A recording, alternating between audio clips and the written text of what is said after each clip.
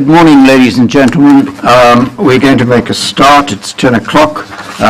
Thank you very much for attending this second day of our examination. My name is Keith Holland. I'm a Chartered Town Planner and a Chartered Surveyor. On my left is Mr. Jeff Salter, who's also a Chartered Town Planner. We're conducting these hearings jointly. Sometimes we will sit together, sometimes separately. This afternoon, I think we will probably sit together for a while, but it may not be for the whole afternoon, and Mr. Salter may well leave partway through the morning this morning. We've been appointed to examine the plan and to prepare a report for the Minister. We've got to consider whether the evidence is adequate, whether it's an appropriate strategy for sustainable development, capable of delivery, contributes to Jersey's strategic objectives. I'm not going to go through my full introduction, which I did yesterday, but there are some new people here, so some housekeeping points, please. Mobile phones off, please.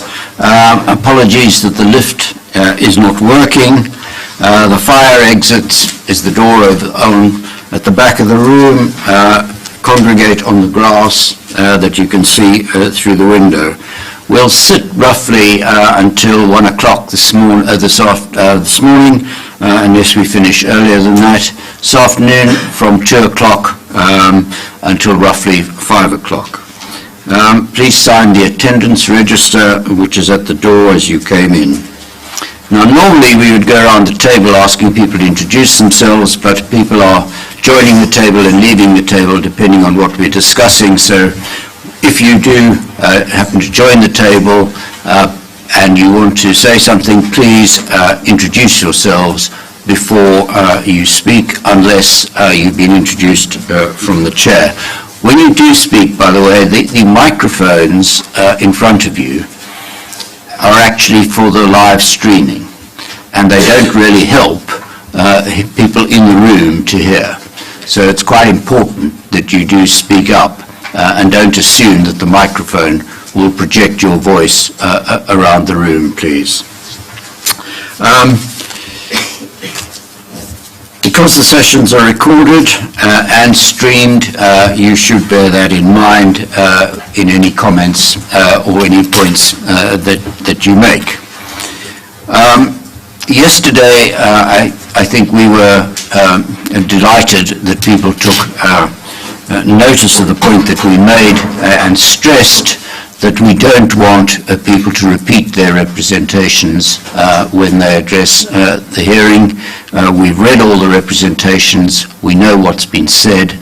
The hearing is based really on a roundtable discussion, which we lead based on questions that we have about the representations, queries that we might have, matters that we might wish to probe a little deeper into.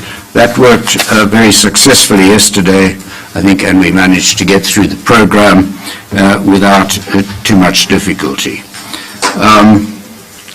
If you're concerned about anything and about the procedure or anything else, Mrs. Wilson, who's sitting at the back of the room, who I'm sure most of you know, will be able to help you. So that's the introduction this morning. We're going to be dealing with the housing policies, other than the matters that we discussed yesterday. So we've got 9 policies to go through, and so there's quite a lot to get through this morning. So we're going to make a start. Some people have got relatively minor points to make. When I say minor, points may be of importance, but they're relatively easily and quickly dealt with.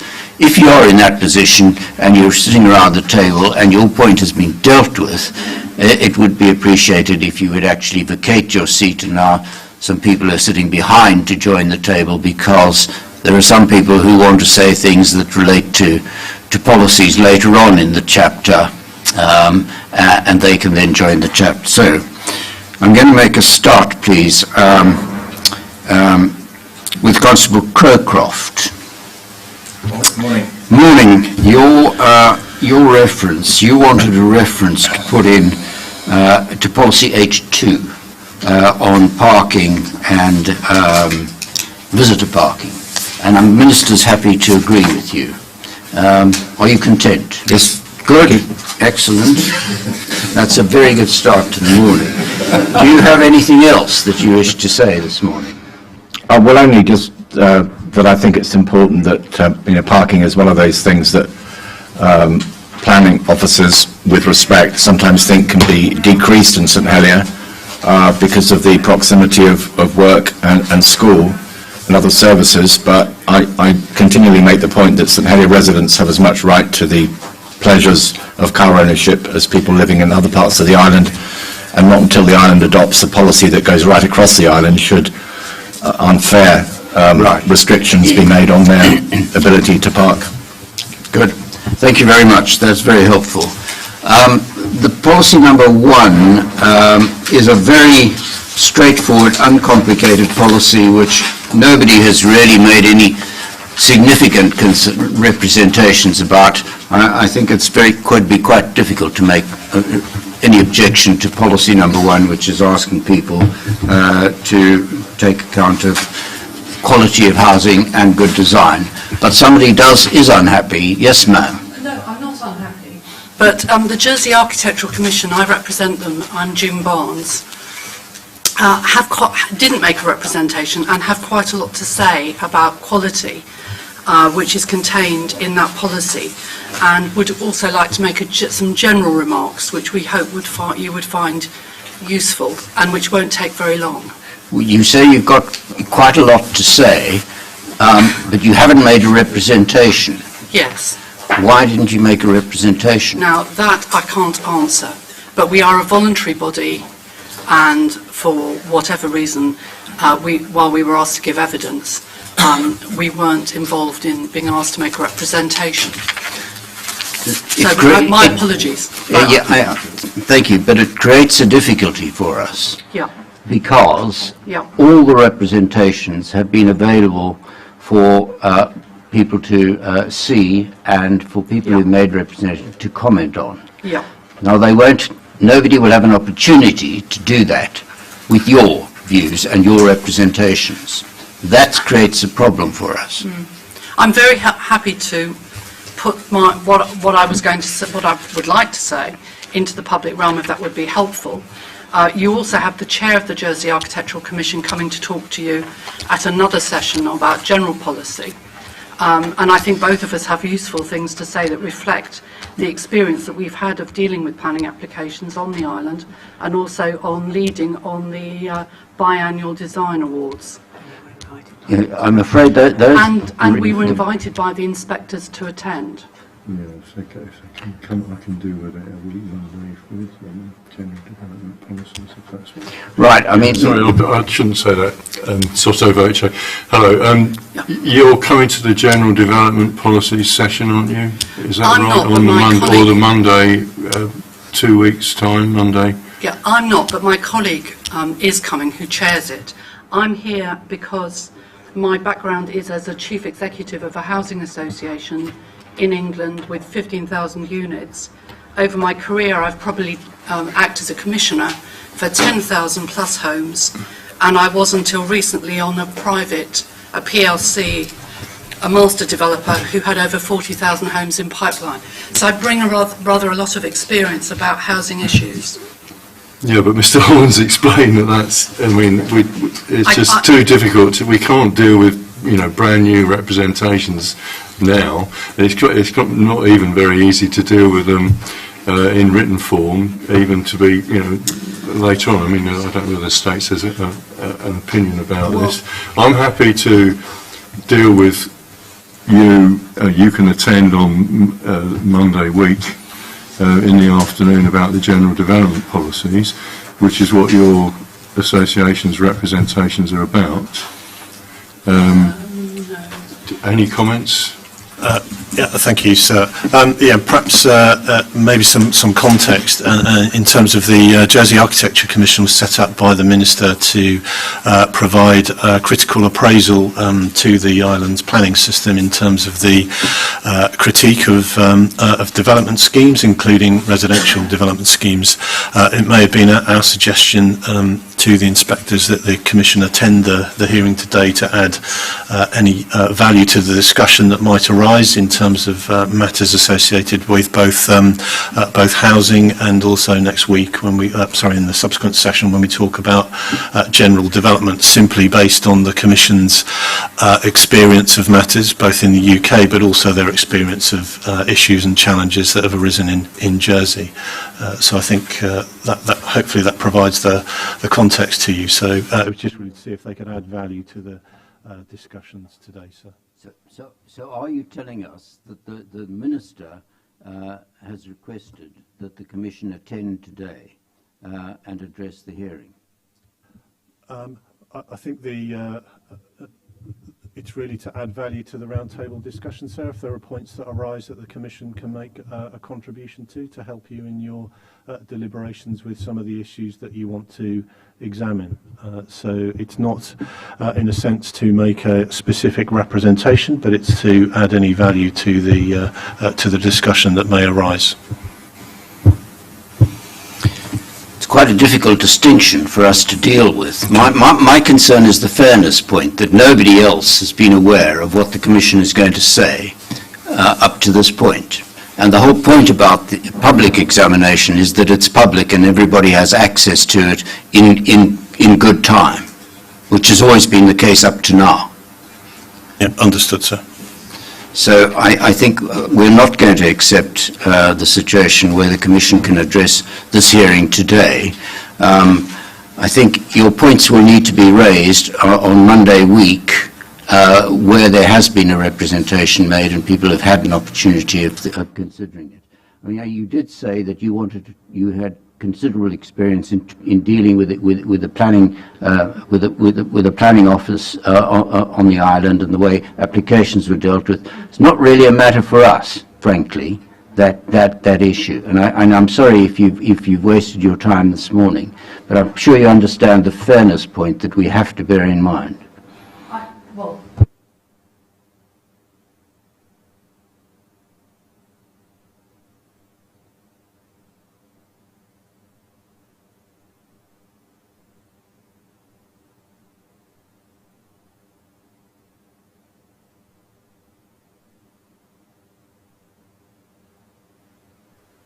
That's a topic that actually will be covered in a subsequent session, and there are plenty of comments about that from various parties. So I'm sure your point can be made by somebody else if you're not, or somebody from your organisation is not attending that session.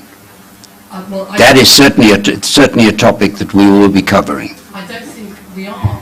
We are only attending two sessions. We were invited to attend this one, and we were invited to attend the general development one. Well, I think I'm going to make quite an important point about housing house design. I flew over yesterday and I'm flying back today, so I'm not going to be in a position to stand up to that. And it would be, if you would give me the opportunity to make a point, I would hope it would be helpful in your deliberation. Well, I think the point that you need to make about passive house design is something that we will be picking up on, and if you can discuss it you must presumably have links with other organisations who have been invited to discuss that at that session. No, we're independent. Okay. To effectively the Minister by the planning officers, and we review a number of your larger or more difficult or more complex schemes on a regular basis. And so we bring our experience of development elsewhere, and we have a number of very able architects who are involved. So we don't have links. In fact, the whole point is that we bring an independent view. Right, I understand that. My suggestion then is that you actually put the points that you would have put to this hearing to the minister through the planning department. Okay, all right. Well, And I'm sorry that you've wasted your time coming today and had to fly into the island, but we really can't make concessions on the fairness point. Okay, so what I would really benefit from understanding, there are points that I would like to make which elaborate on the plan and suggest additional things that ought to be considered. What you're saying to me is that it is inappropriate for me to make any of those remarks today, and that I should put them in writing. You should put them in writing to the minister through the planning department, and they can be considered by the minister. The minister will have another opportunity to revise the plan. He will have an opportunity to revise the plan. If he wishes to do so and take account of what you've said, he has the opportunity to do so after we've prepared our report. Our report is not the end of the story. So, the points that you make, I think, need to go to the minister via the planning department. He can make up his mind what he wants to do about that. Yeah, no, I think we'll write direct to the minister. Good. Thank you very good. Thank you very much.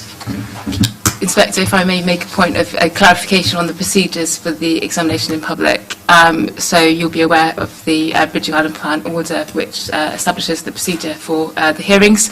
Under Article 12(2)(b), the inspector may invite any other persons, as appears to the inspector, to be likely to be able to contribute usefully to the examination of the subject of the matter of that hearing, whether or not they have made an initial representation. So by virtue of their invitation today, it was assumed that the Architecture Commission could usefully contribute to the discussion. Of course, that's entirely down to you to decide if that is useful on the day today, but just highlighting that the law does provide for you to be able to do that. But how does that deal with our fairness point? It just skirts around it and doesn't take any notice of it. Well, I think that's down to your judgment as to whether or not you feel that they can contribute usefully, and if you feel that the contribution would be unhelpful and therefore unuseful, then they shall not contribute. No. I'm not for one moment suggesting it wouldn't be helpful. That's an entirely different point.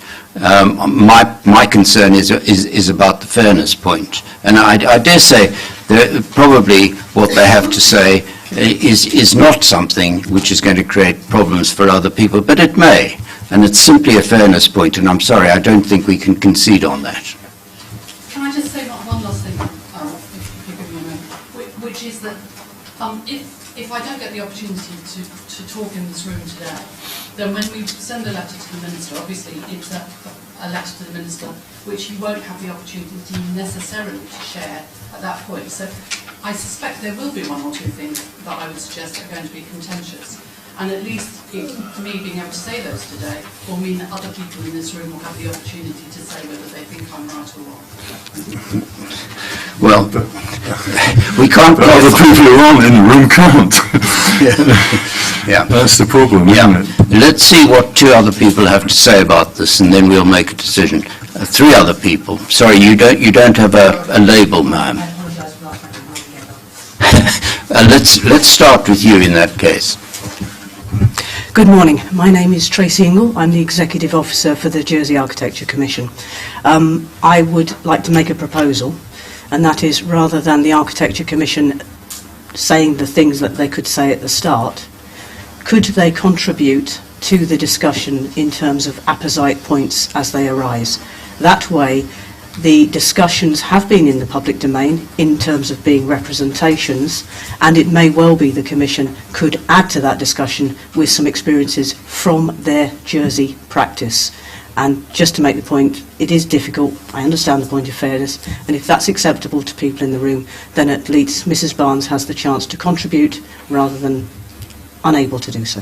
I appreciate your suggestion, but it's Mr. Salter's point. There are people who aren't in the room who won't have that opportunity. That's our fairness problem. Thank you. Yes, sir. Yeah, it's just a minor point on policy H1.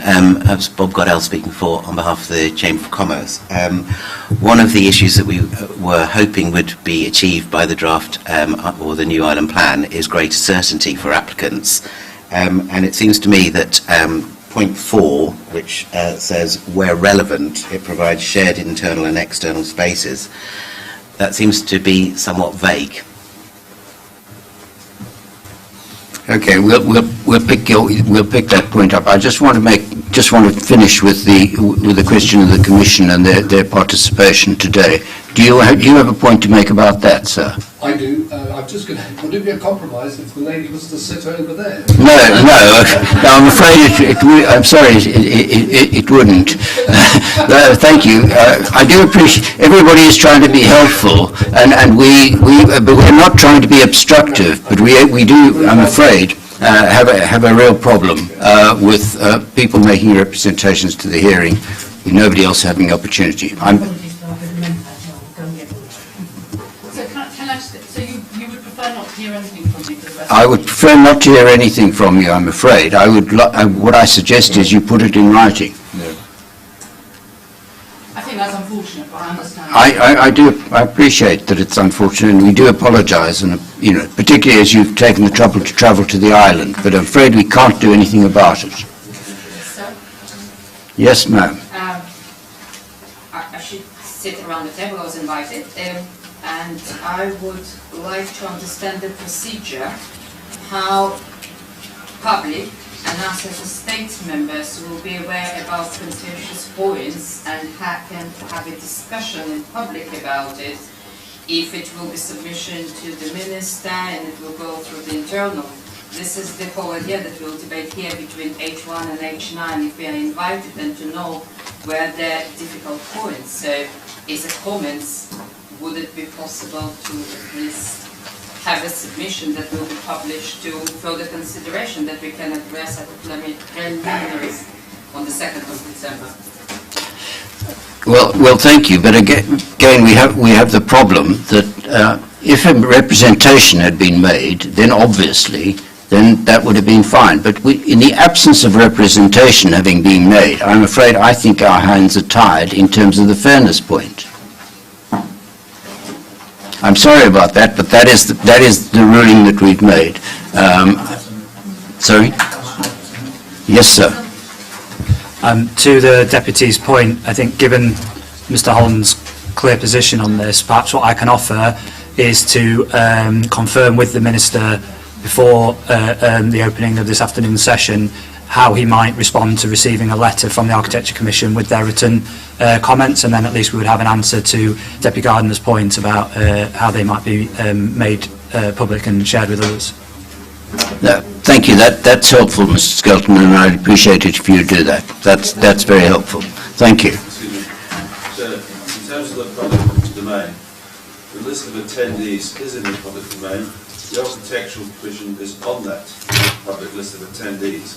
I think it's rather unfair of you not to accept a submission. I'm sorry, it's not a question of who's on the list. It's a question of what the submission says.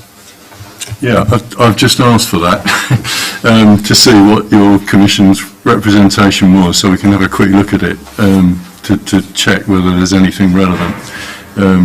So if I get that, we could, we can just check that We can send you.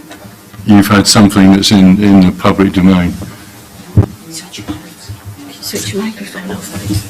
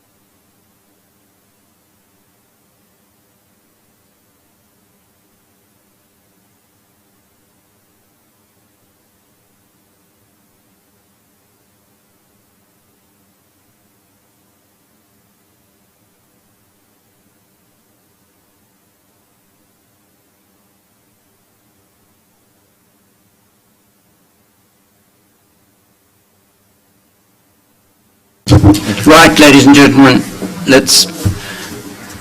I think the best compromise that we can come up with is to agree that the Commission can sit with the states side and assist the states in responding to representations that have been made, but we will not allow you to make your own representation because it hasn't been in the public domain. Thank you. We're going to proceed on that basis. I don't know if you want to join the table or whether your colleague wants to join the table. And I suppose the one rider to that would be, from my point of view, that obviously if anything you say or that you say through the state's representatives, if anyone else in the room hearing that for the first time has a query about it or wants to come back on it, obviously we will allow them to do so in the interest of fairness.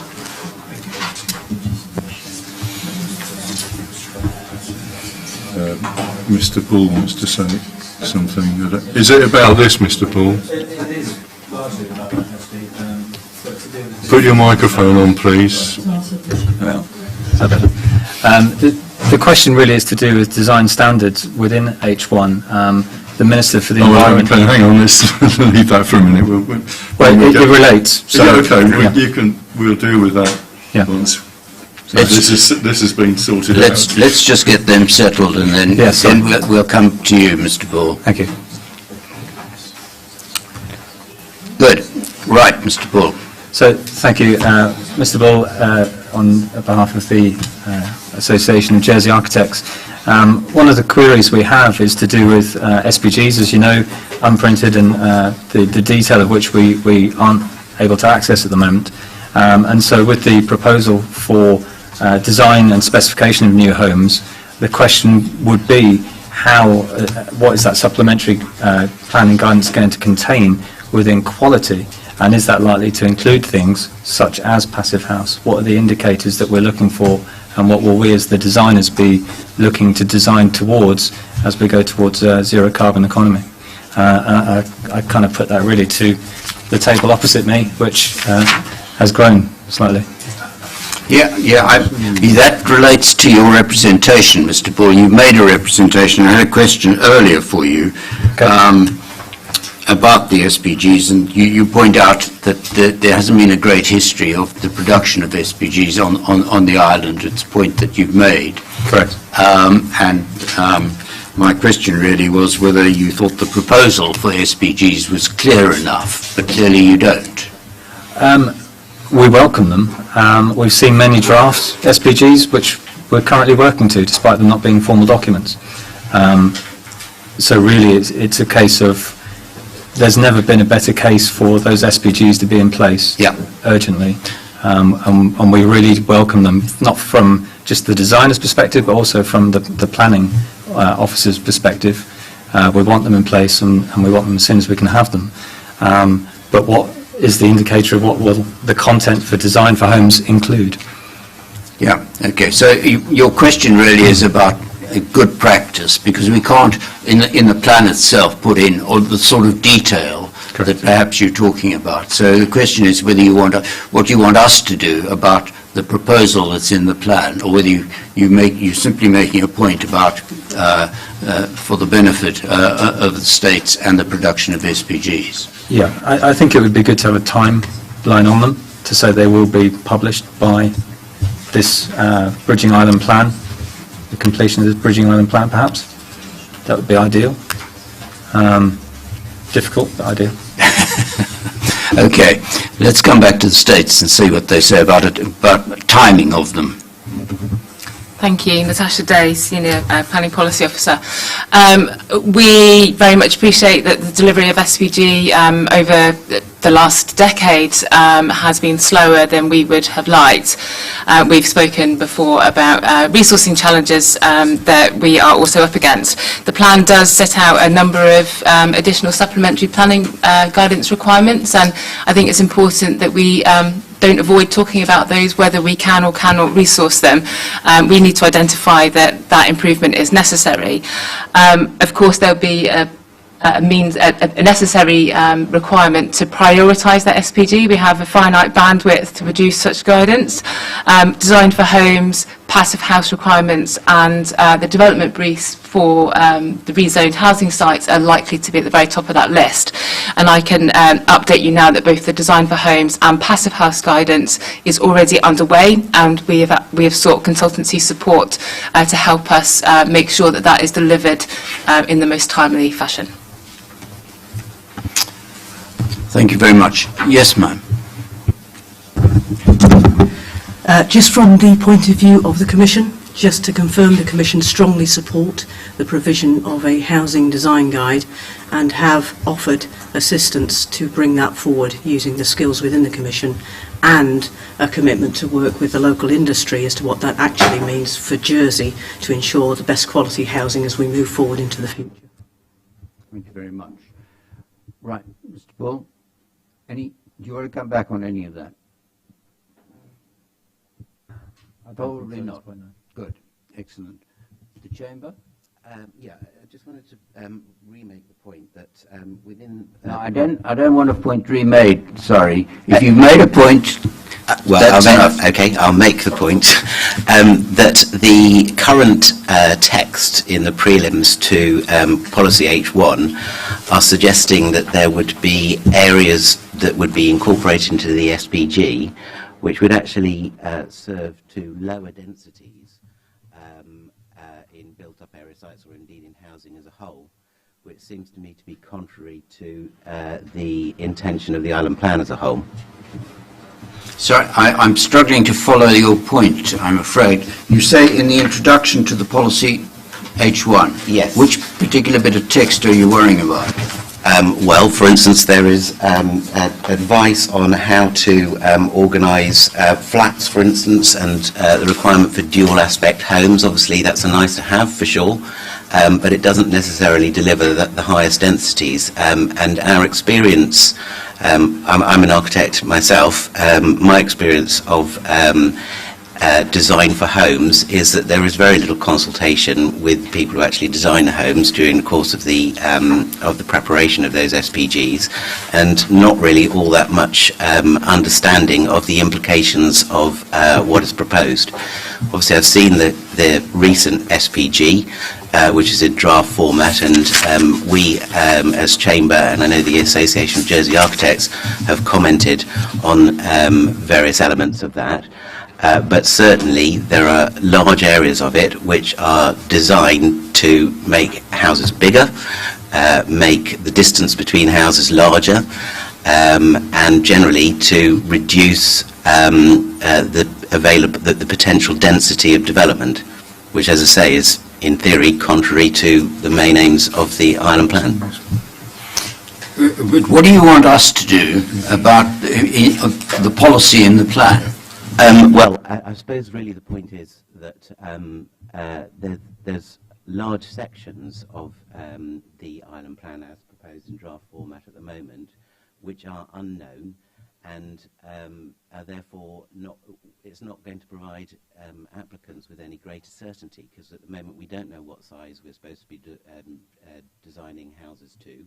We don't know how much car parking we're supposed to be providing. We don't know how much amenity space we're supposed to be providing. None of that information is in the public realm. It's basically a make do and mend situation at the moment, where occasionally elements of previous SPGs are taken on board, and sometimes the draft SPG on housing standards, for instance, is taken on board. Well, so, yes, Mr. Pinnock. Thank you, sir. Yeah, I mean, I think clearly we're talking about the island plan policy framework here today. We're not talking about the detail of supplementary planning guidance. And I think the point that we would make is that the plan provides that overarching policy framework, and supplementary planning guidance supports that. And as you've potentially hinted at, sir, the detail of things like parking standards and space standards are not appropriate for a development plan, and are something which are more appropriately contained within supplementary planning guidance. In terms of the issue of housing quality, perhaps ask for my colleague from the Architecture Commission to comment on some of the quality issues that have been raised by the AJA. Am I allowed to? Well, I'm not sure, unless this, look, our position is pretty clear. We will prepare a report which will make recommendations to the Minister about changes that he needs to make to the plan itself. We will not be making recommendations about SPG, what it should be in SPG, what shouldn't be in SPG, and the content of SPG. So really, we need the discussion to focus on any changes you particularly want made to the policies that are in the plan, rather than what you want added or what you want done when SPGs are produced. Perhaps if I can then just summarise the point of principle about the policy, sir. I think it's appropriate that if we are seeking to increase the density of development in the island, that we seek to safeguard and ensure that the quality of homes that are provided as a consequence of increasing density are of good quality, and that the occupants of those properties have appropriate levels of space both within the building and outside. They can enjoy natural light, they get opportunities to meet their neighbours, and that the quality of housing design is appropriate. So I think we are seeking to provide a policy framework in the plan that encourages more efficient use of land, encourages more compact forms of development in some instances, but that is of good quality, and we don't want to be creating housing accommodation that will potentially cause future social and environmental problems in the future. Thank you. That's helpful. I'm going to ask the Société Jersey for their views, because they've raised a point about densities, and you've said that actually it's unrealistic to imagine that you're going to increase densities in St Helier, because you told me 1,500 listed buildings, so you say it's not going to happen. If you're right, what should happen as far as providing homes that are needed in Jersey? What are you saying should happen? Thank you, sir.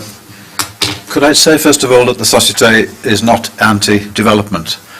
We're a body that understands the history of the island, but also we have responsibilities for advising on changes to the island to protect its character. We do recognise the need for additional homes. There's no argument about that at all within the Société.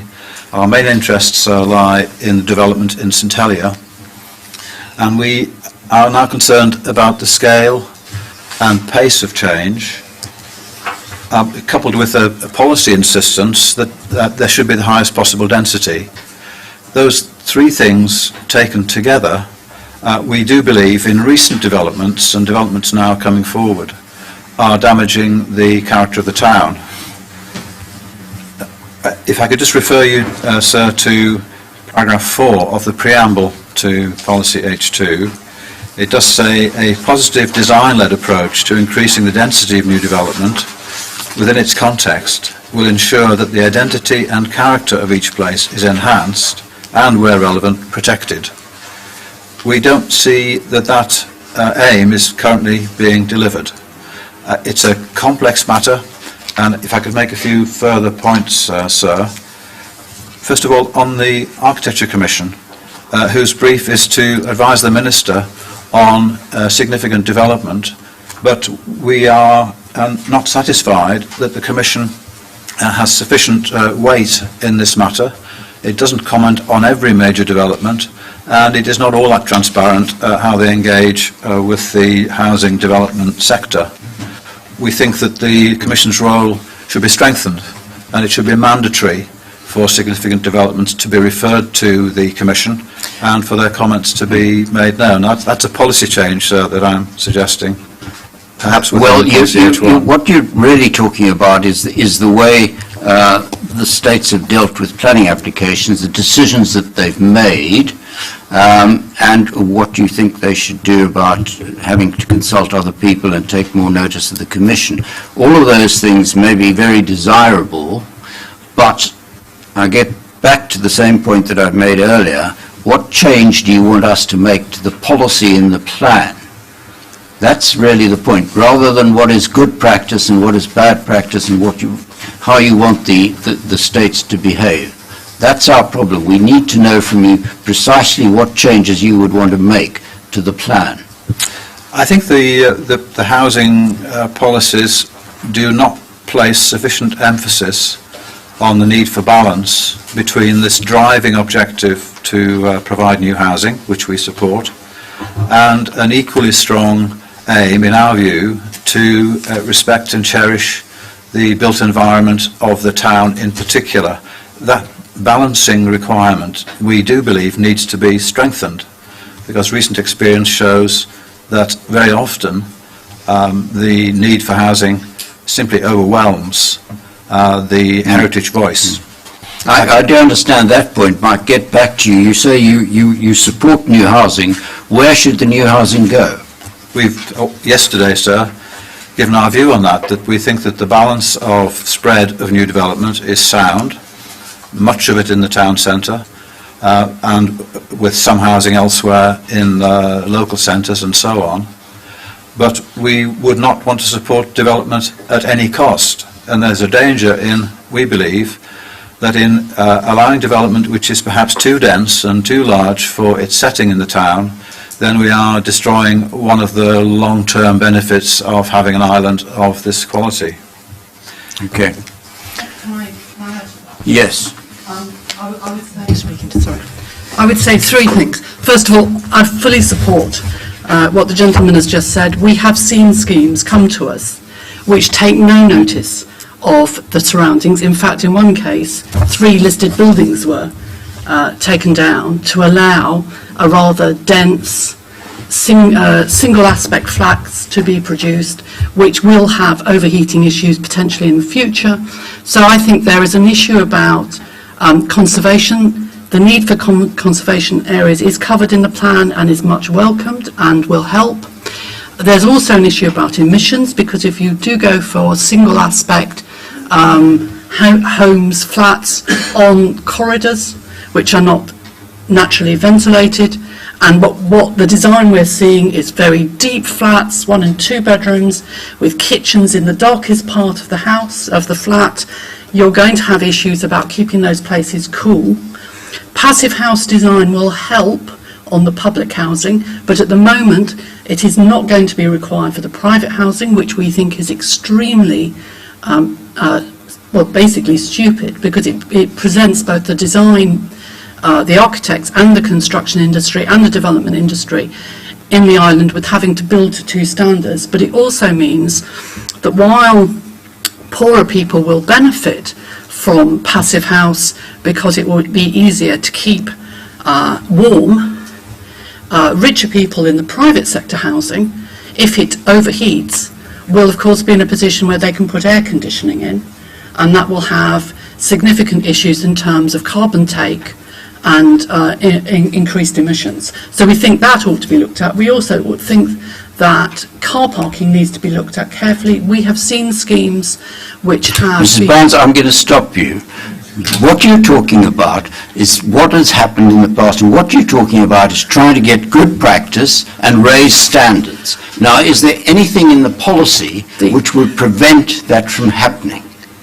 Yes, because the traffic, the car parking side of the bridging plan is not clear enough about reductions in car parking, particularly where car parking is public car parking is being put under private development. But again, that detail will surely go into SPGs. And one would hope so, but if one is serious about reducing carbon emissions, then actually there ought to be a much clearer statement about the level of car parking that's going to be allowed, particularly in St Helier, for non-residential use, i.e. for people coming in, and there also is a particular requirement for electric charging points for cars and for bikes. This isn't clear enough in here, and it doesn't set out a clear enough approach. And the design side of things isn't, an SPG will obviously explain it, but unless it's clearly articulated within this, the sort of housing that we're going to be needing here in the future, we will get the argument of we need more housing will always be the argument of we need more housing, but it should be very well designed and should take account of other policies within this document more clearly than it does. Right, so can I just ask a quick question? So really what are you saying to us that we've gone back actually from density to policy H1, haven't we? Yes. As Yeah. Mr. Hollands explained very, very clearly, Yeah. our role is to look at this and whether it's Yeah. effective, a deliverable policy, whether it's going to meet the objectives that have been set Yeah. before us. You seem to be saying that there should be some other criteria added to that policy Yeah. with regard to energy-saving design Energy-saving and design. provision of space or for to make space for electric vehicles, etc. You're suggesting to us maybe that there should be some other points added to that to strengthen it, to make it a more effective policy. And I would add one last one, which is that there ought to be a landscape statement, so that landscape should be given a priority when you're looking at housing quality and design. And landscape is not included. Well, it's extremely unfortunate that you didn't make a representation, because if you've got these points to make, they really should have been made in a representation, and it's extremely unfortunate that you haven't. I've done what I was asked to do, so. Thank you. Yeah. Okay, so, I mean, just for our note then, and anyone can comment about this if they want to, what other, have you written out what those other criteria should be, or what are the bullet headings for them? I think carbon emissions, so that we're very clear that all housing should be reducing emissions and carbon take.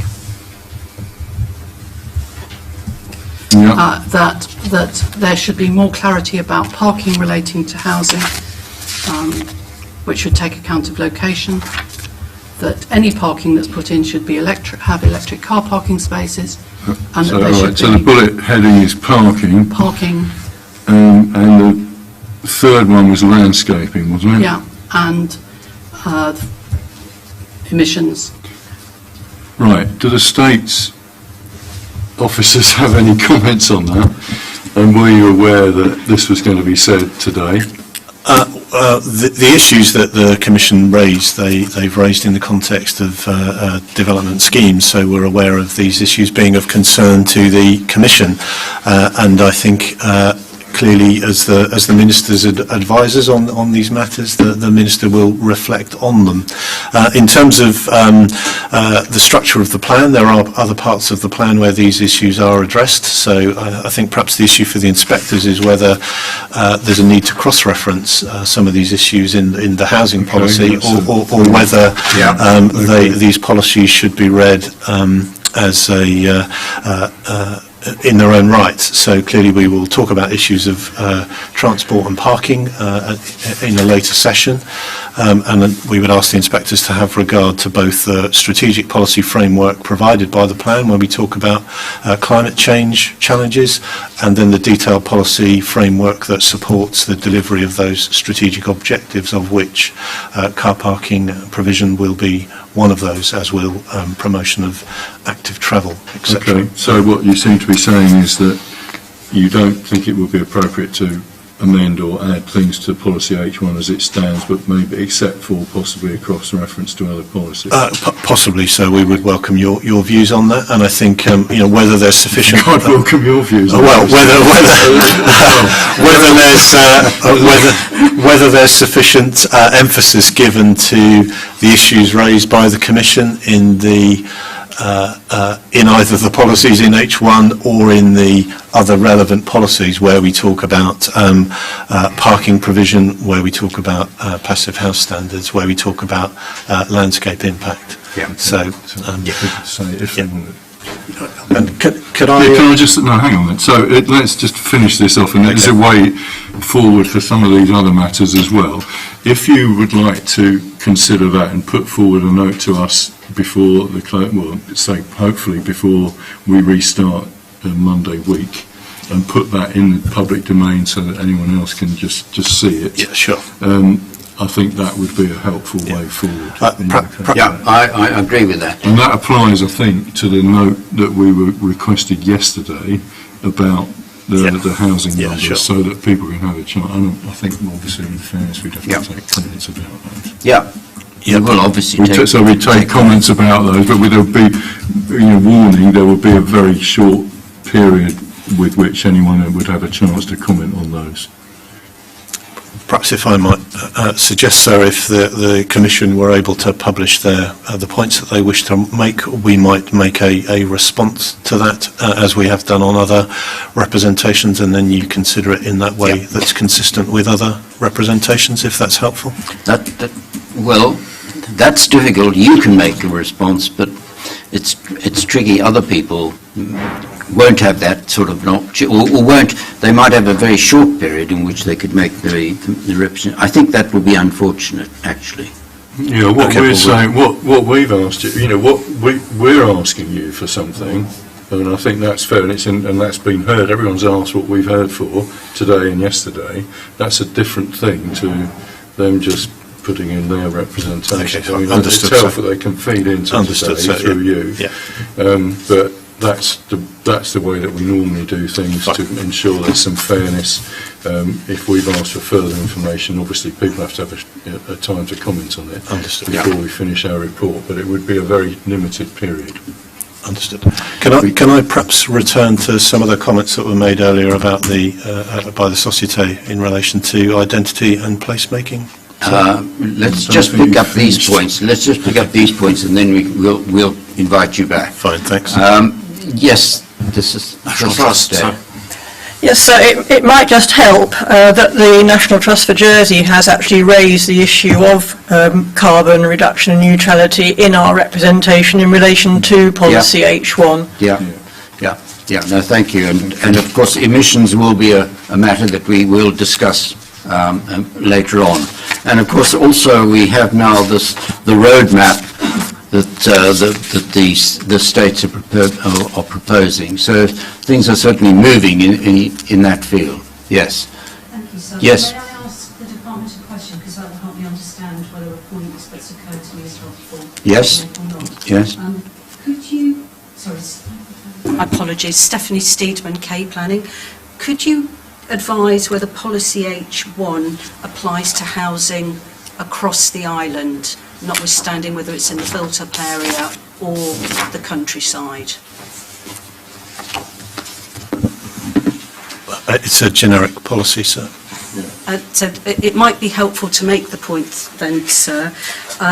When we look at all the supporting assessments that have been published in support of the Bridging Island Plan, one of the criticisms I'm aware of the current approach to design and the policies in the current Island Plan is that there is no nuanced approach to character in the built-up area.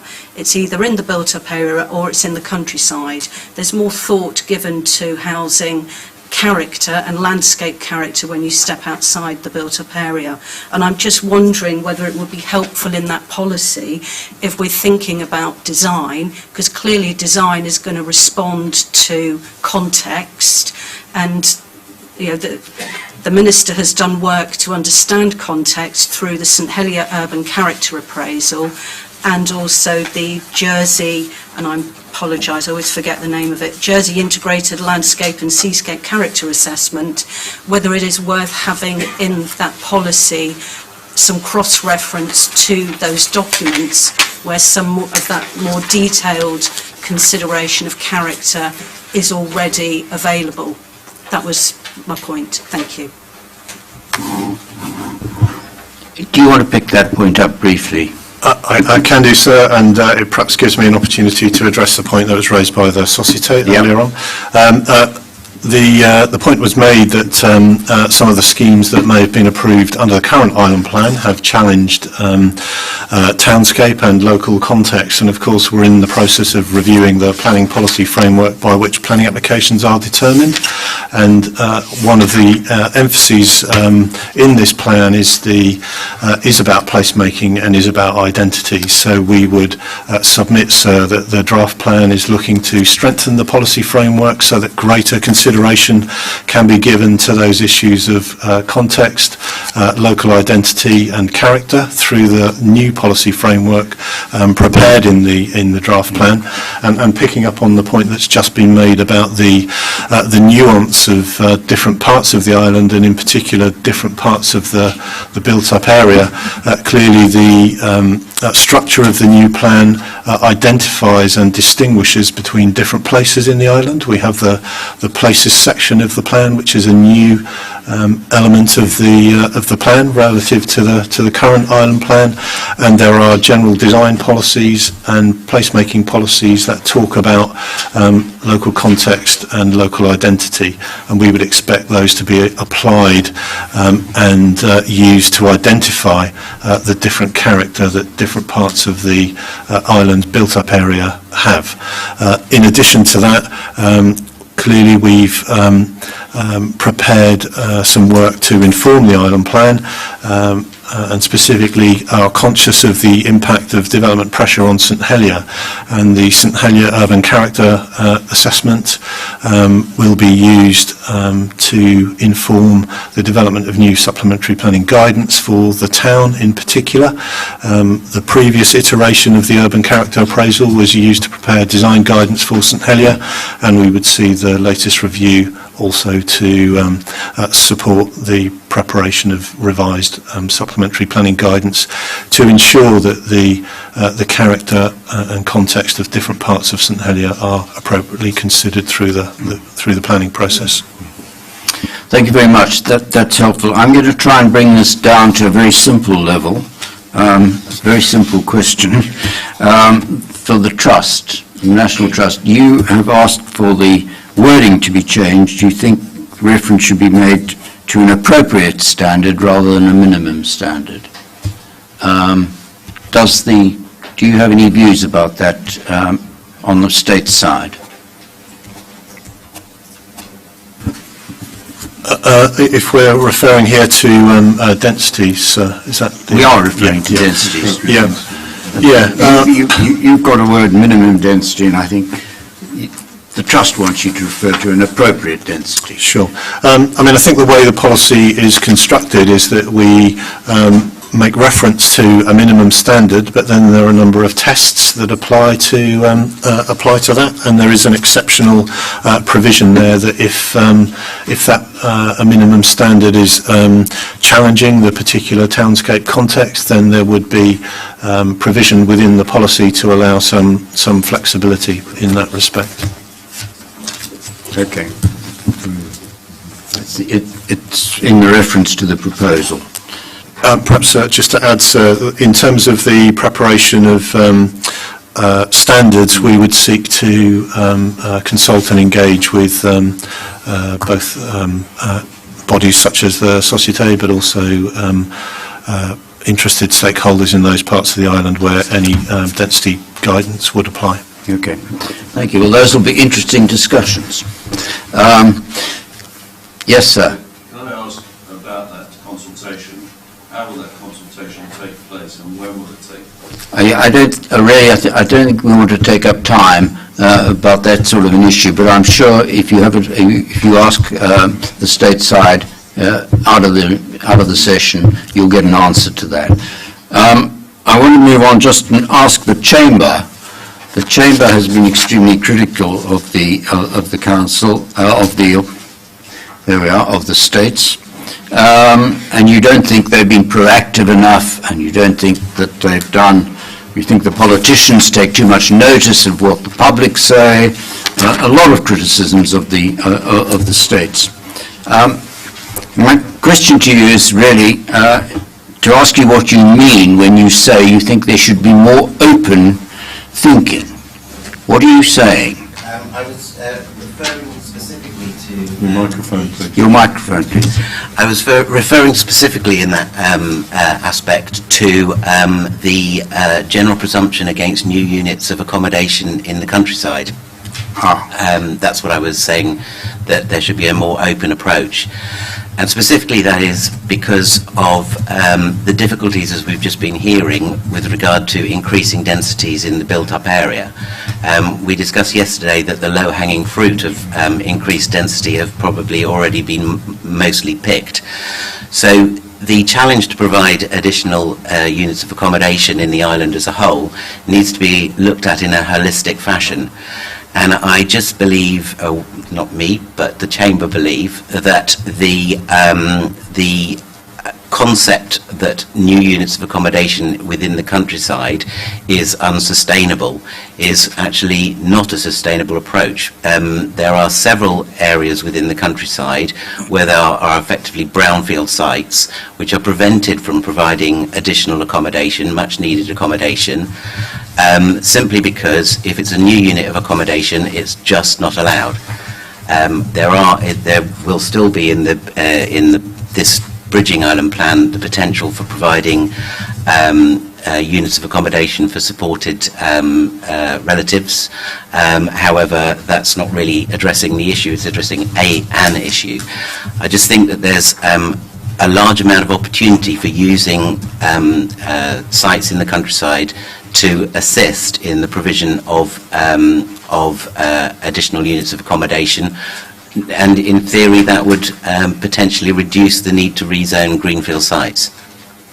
So can I just be clear, are you talking about relatively small-scale developments throughout the countryside, or are you talking about the allocation of more sites in the countryside? No, I'm most definitely talking about small sites, and obviously there are countryside appraisals, character appraisals and all of those kind of things, context issues that need to be taken into account.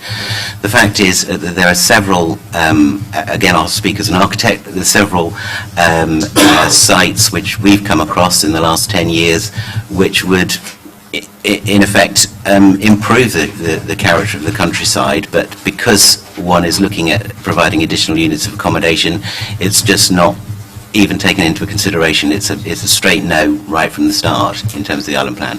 And this, the way that the bridging plan is currently termed, that will remain the case. Okay, thank you very much. Do you want to come back on that? Yes, sir. Clearly this is an issue relating to policy H8 and housing development outside the built-up area, and as we discussed yesterday, the Minister, there is a States Member amendment in relation to that, sponsored by Senator Moore, to allow some more flexibility in policy H8. In the Minister's statement response, the Minister's indicated some greater level of flexibility to the application of that policy, where the Minister may be minded to allow the creation of separate dwellings within the countryside subject to a number of tests, and we articulated some of the concerns that we had yesterday about the cumulative impact of an unfettered change to the policy, whereby the countryside character is eroded, and we also erode what is a more sustainable pattern of development in the island, where residential development is focused in a specific location.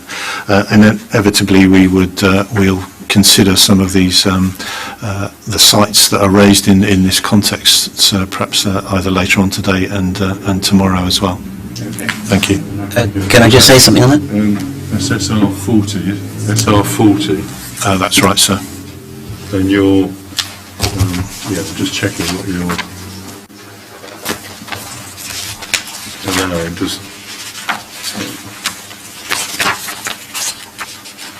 I think the point is that the Minister doesn't want to go quite as far as the amendment proposed, but he is prepared to make some concessions about additional units of household units where you've got large houses for subdivisions. That's right, sir. That's right. I think where the impact can be managed, I think the Minister is minded to give that some greater consideration. Yeah.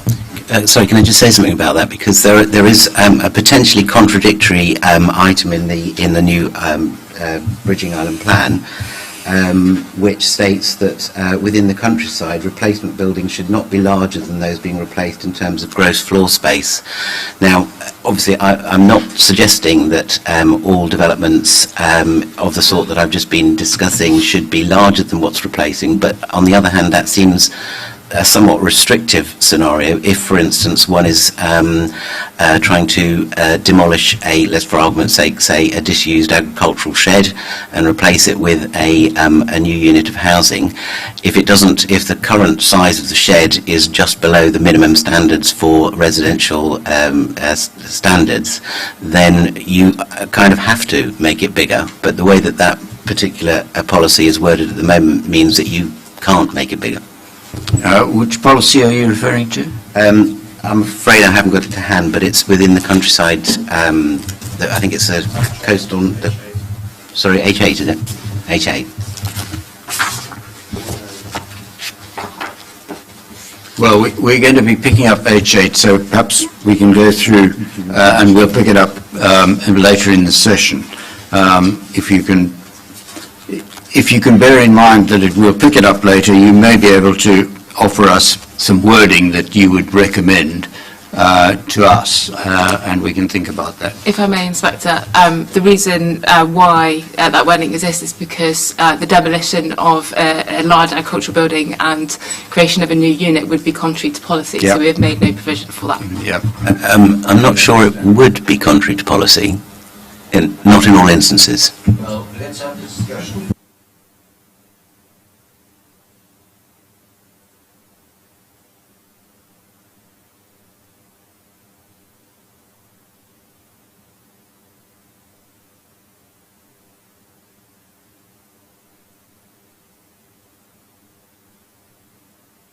Oh, I'm sorry. Andean Homes have made a very substantial submission about housing policy. Do you think there's anything in their submission that requires a change in your policies? Because it seems to me that by and large they're supportive. There are some things that they want which you're not yet introducing, but nevertheless, do you think there's anything in the policies that require a change to meet Andean Homes' submission? Well, I think that Aberdeen Homes have raised a number of points, and off the top of my head, we've provided you with an alternative policy response to the tenure split on policy H5, so we have agreed to consider some alternative policy wording there, but yesterday you remember that we highlighted the potential implications of doing so in relation to the negotiation of land values in particular, so we would obviously have to have regard to that prior to considering any policy change. Yeah. Andean Homes have also raised some issues about the passive house standards and how those will be applied to the provision of a focused provision on affordable homes, and we also have a view about that, and we feel that we've actually provided that justification within the policy itself. Okay, thank you very much. Policy H4. Mr. Jackson, you had you wanted a reference to smaller homes put into that policy to provide more scope for right sizing, and I think the Minister is happy to agree. Are you content? I am, sir. You're content, good.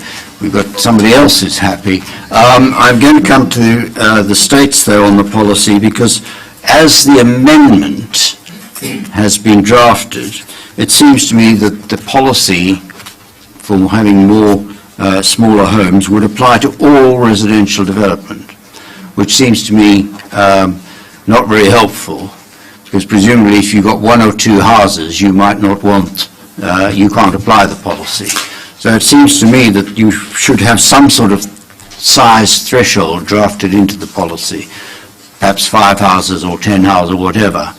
Would you like to give some thought to that or comment on that? Yes, we can certainly consider that. We would feel that it's implicit that, if you have one dwelling, open market dwelling, that you're meeting a specific need by providing one open market dwelling. If it was a development of multiple units in the hundreds, then we could consider the right allocation of housing mix, which is what the policy provides for. I think I've got some other points that might be worth making, however, is not just about the Constable's amendment, but about the other amendments in the plan that have been proposed by States members that have an interplay with the overall supply of potential right-sizing homes or homes for over 55s. So we've had 4 sites come forward through States member amendments asking for over 55 accommodation. And we also have a policy in policy H5 which provides for right-sizing accommodation, which is implicit leading towards over 55s as a target part of the market. And then we also have policy H4 here, which is requiring potentially the consideration of right-sizing homes. So not only do we have provision in policy H5, we may end up with provision in policy H4 for it to be considered relative to need, which has not yet been established. But we also have the potential for a significant supply of over 55s units, which would not be required to be provided to the right-sizing policy, which we would have some issue with as a related issue to the overall potential supply that could be generated by the plan for that type of homes. Yeah, we're going to pick up the point about some of the suggestions, I think, from St John's for over 55 housings on sites in a little while. But you would agree that the policy needs some clarity in terms of the scale of development that it's going to apply to. We can consider adding that, yes. Yes, thank you. This right-sizing policy, it's not, we can understand the theoretical basis for it, but the way it's going to operate is something which we're not certain about. Can you help us with this? Just to give you an example, if somebody is living in an open market house and they want to downsize and occupy a right-size house, put it that way, that's on a development provided by Andean Homes, for example, can they do that? If they go through the gateway, what you call the gateway, is that what happens? Yes, I think it's important to highlight that the right-sizing policy is currently under development by the Minister for Housing and Communities, so I can't actually answer your question as to how the policy would actually work in practice, because that policy is not yet fully designed. The plan merely enables for that policy to be applied when it exists. So there are options in how that may be realised. It could be that we've been clear that the right-sizing product would have to be managed through a gateway process to ensure that we are allocating homes in a way that is not only appropriate to the need of that person, but also secures the provision of an affordable home in perpetuity, be that a new dwelling house or the release of an existing dwelling house that an under-occupier may vacate. Yes, and you talk about you may well have to set a price cap when you devise the policy in all its detail. One of the things that concerned us was that it looked as though there was a possibility that you would get a situation where you had a development for affordable housing where the proposal involved the introduction of a number of right-sized homes on that particular development, thereby reducing the number of affordable housing units that were going to be provided.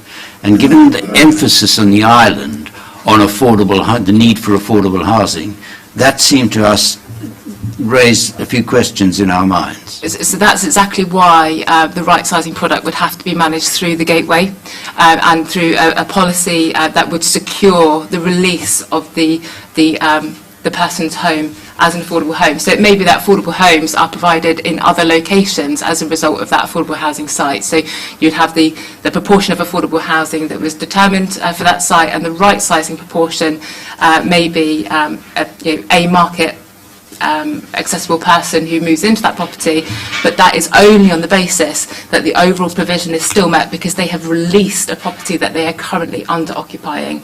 So that's how the policy is intended to work.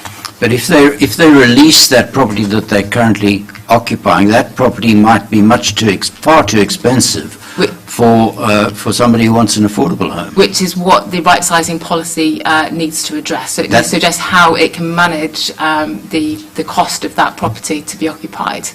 So that's where the cap would come in. So it could be a cap, it could be a subsidy. That is yet to be determined, and that is being considered by the Minister for Housing and Communities. That'll be interesting.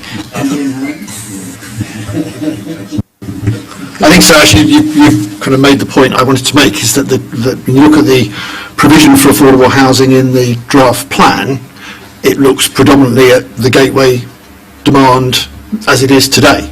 If we're going to introduce a whole new cohort of people who can apply through the gateway for an affordable product, who are presently living in an open market home, then I think it follows that there's going to be inadequate provision of affordable housing from what's the proposals that are currently in the plan. And that would be our concern, is that the gateway demand at the moment is such that we're seeking to address that at a relatively kind of minimal level, or at an adequate level. We're not taking into account what could be a significant overage if we are going to open up gateway and open up the allocation of affordable units on rezoned land or former government sites to people who are already homeowners, and will have an aspiration, no doubt, of achieving a certain value for their current property, which they've worked very hard to pay for over the years. And I think there is a subsidy issue somewhere. If you're going to try and square that thing off, there is a significant subsidy, capital subsidy, that's going to have to come from somewhere. Yeah.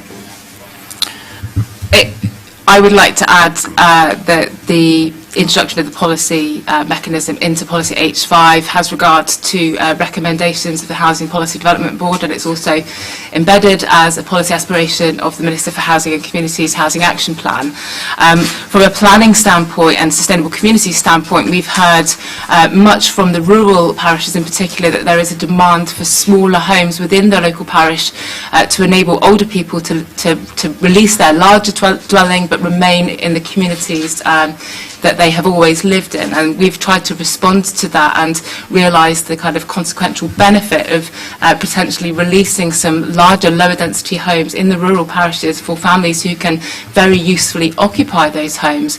So it's about providing just a proportion of homes to enable people to live within their local communities on the basis that an under-occupied unit will be released. And we absolutely accept the point that an appropriate policy mechanism has to surround that to ensure that an affordable home is created as a consequence. And whether that, and I accept the point made by Enzim Homes that we don't really want to be providing here, cheaper homes for people who already have homes and are adequately housed. It's absolutely not the intent, but it will be for the policy to determine how best to resolve the requirement to make it sufficiently appealing for somebody to right size. Thank you. Mr. Nicholson. Thank you, sir. I just want to dwell on H4, which we've moved on to here, and set out some concerns that I have with the structure of this policy, which is, in my view, a non-policy. It is an agreement to agree, which any draftsman would frown upon. The first paragraph says that we should deliver in accordance with the latest evidence of need, and there is an open question emphasised by the supporting text within this policy as to what on earth the latest evidence of housing need actually is. The supporting text says the gateway may become the most up-to-date source. There are other things, Statistics Jersey, there's been guidance from the Minister for the Environment, there may be something from the Minister for Housing and Local Communities, the parishes may have an input. We will also need development briefs across the rezoned sites. We will also need right-sizing policy to emerge. And if there is to be an approach which the Minister for the Environment endorses, which isn't the case at the moment. None of these documents are actually his documents. We've got the objective assessment of housing needs, which was a centrally produced sponsored document from the housing unit, who I don't think exist anymore. The gateway is I believe, a social security administered document, which Andy and Holmes run in parallel with. Statistics Jersey are a totally independent body. None of these documents are from the Minister for the Environment. And if it is to be produced, and we've heard a lot about supplementary planning guidance being deferred and will be coming soon, this isn't a matter which is identified in the performance framework in the back of the plan. We have an agreement to agree, which is very poor drafting. So, you say it's very poor drafting, so tell us what it should say. It's all very well criticising it, but we need a positive contribution. I would from like you. there to be a document produced by the Minister for the Environment that is headed Latest Evidence of Housing Need.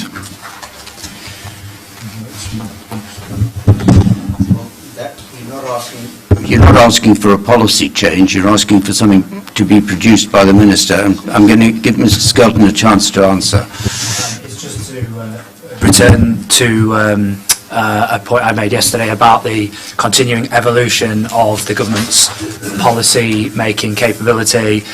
This plan, in a number of places, seeks to move issues into ministerial policy discretion that previously were hardwired into the island plan on a 10-year cycle. So some of the transport policies are intended to do that, some of the housing policies are intended to do that. That's, in our view, a maturing of government's policy making, which is entirely in keeping with the direction of travel that ministers have set. In practical terms, that's why the government have provided recurring funding for a strategic housing unit, and as I mentioned yesterday, that strategic housing unit will have the analytical capability to set out these housing needs assessments. In fact, one of the first market assessments is due to be available early in the new year. So I recognise Mr Nicholson's point about the absence of the data now, but I want to provide assurance that the capability of producing that is in place and will start to bear fruit. Thank you. No, I'll come back to you in a moment. Mr Barnes, do you want to say something? I wanted to say something about right sizing, and I do think Jersey might look at having an over 55s use clause, so that housing could be provided by the private sector, which would specifically be for over 55s, and no younger person could live in them. And this has been a successful approach in the UK. Well, no doubt you'll be telling the Minister this when you have discussions with him. No doubt I will be telling. It's really for the Minister and not for us here today. As a point of clarification, over 55 use clauses, if you like, have been used in Jersey and would be used should a specific allocation be made, and we do that by the use of planning obligation agreements. Good. Excellent. Andy and Holmes? Just a couple of points then, just to clarify. Reference was made to the gateway, which is run by Customer and Local Services on behalf of the Minister for Housing and Communities. So he sets the policy. And Andy Holmes allocates from the gateway. And our point there is that the gateway is a constrained list. There are large cohorts of people who do not get access to the gateway. One of the notable ones that the Minister is reviewing at the moment is the childless couples and single people under 50, which could certainly impact if that policy change is made, which we've advocated for many years it should. That could clearly increase the capture of the gateway and potentially increase the numbers significantly.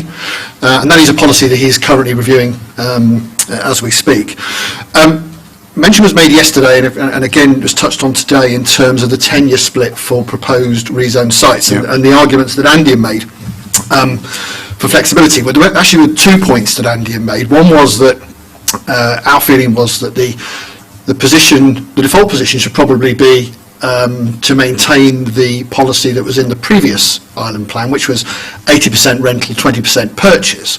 But we made the point that actually tenure requirements can change, particularly in response to changes to the economic environment, and therefore the need for flexibility. And there was point raised yesterday about the annual monitoring, and the need then, if you're monitoring annually about the success of the plan, the delivery of the affordable housing in particular, but housing more generally, it allows policymakers then to recommend changes, flexibility in terms of saying, you know, we can actually go down a 60-40 split or a 100% of rental split. Yeah. The problem with having a fixed proportion is that it seems to be that sets an expectation, particularly for landowners, throughout the life of the plan. And the point that was being made yesterday was if it's too flexible, if it's too vague, it actually fetters the ability to negotiate. So I think in the submission we made, maybe those two things have become blended slightly. We would certainly advocate that in the short period of an interim bridging island plan, having the existing provision, 80-20, might well be a good place to be, but actually to keep that under review and give the Minister the ability to flex it if conditions and circumstances dictate. I just want to point out, Mrs Day's quite right, the over 55s use classification is something which we have used, and Andium Homes has developed a number of these units, and actually there are design criteria along those lines that are set out in, I think it was P75 of 2008 from memory, sets the criteria and the policy definition. Okay, thank you. Mr Nicholson, you wanted to make to come back on a point. Yeah. My point is there's two elements to it. So this is effectively a refresh of current policy in the existing island plan. You're talking about H4. H4, yeah. Yeah. That in dealing on a fairly weekly basis with this approach, if you phone the planning department, none of the development control officers will give you an answer to what the latest evidence of need is. And if it is going to emerge, then it should be identified as a work stream within the performance framework of the plan. Okay, thank you. Yes, Mrs Newton. Thank you, sir. The conversation we're having resonates because K Planning has assisted both the parishes of St Juan and Grouville trying to understand this very point. And the reason why that has happened is because during the life of the planning application for Field 525, which is actually an H5 site, it became very apparent that the community needs of the parish were not properly understood by the decision maker, and also, with no disrespect intended, by the government, who sits in St Helier and has a very island-wide, island-centric approach. Now, this is not a criticism at all. These are comments intended to assist. It occurs to me, and I know this is not within your gift, it is for the states and for the Minister to guide. My observation would be that whilst the parishes have very clear views about what is needed and what is best for their local communities, but when they're asked to evidence that need, that is where they're struggling, because they don't have huge admin departments, they have limited budgets, and they need help with that work to try and understand and evidence what the need is for that particular community.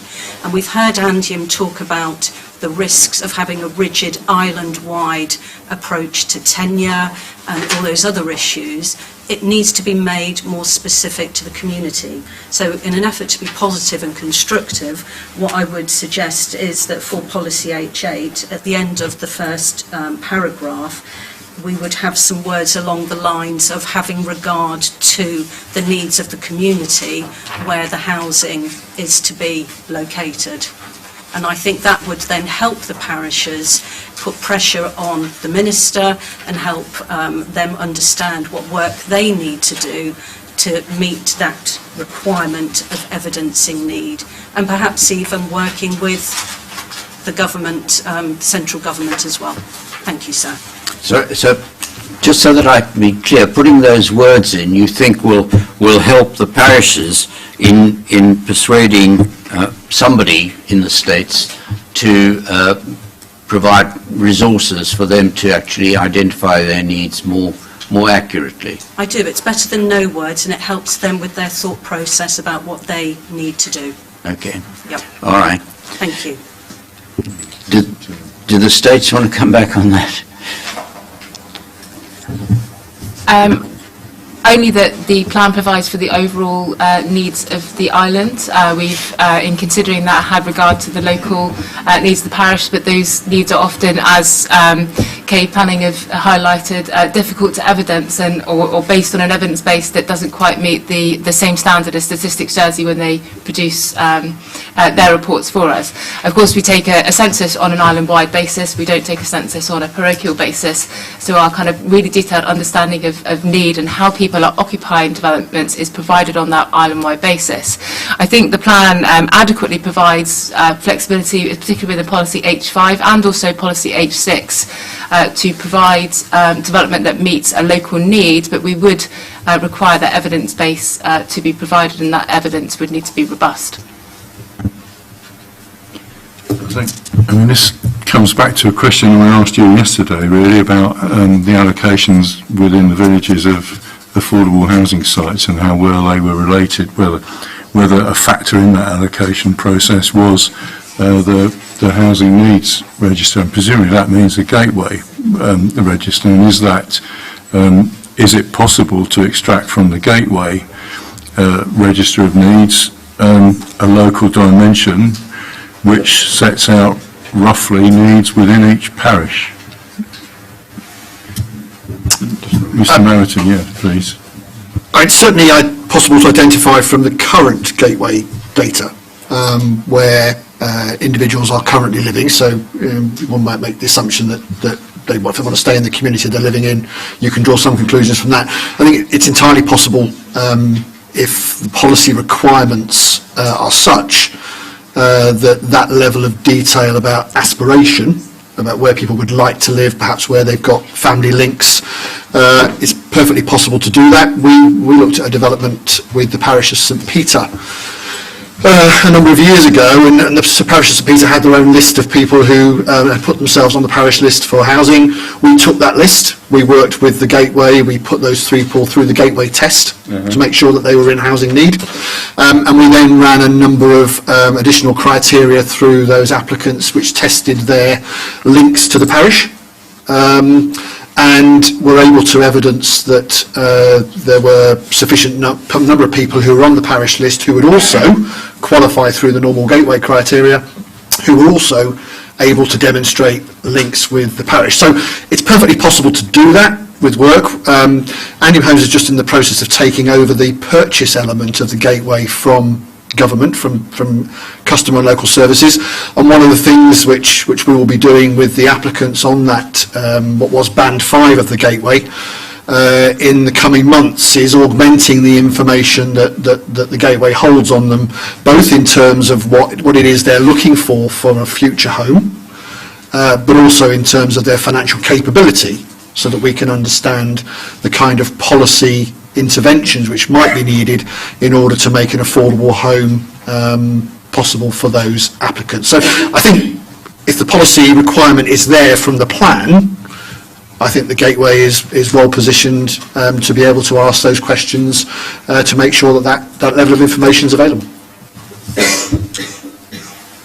Okay, thank you. Yeah. Do the States want to comment on that? I think there's perhaps a couple of issues to raise. So firstly, you'll be aware there's a States member amendment relating to parish priority for the affordable housing sites proposed under policy H5. Yeah.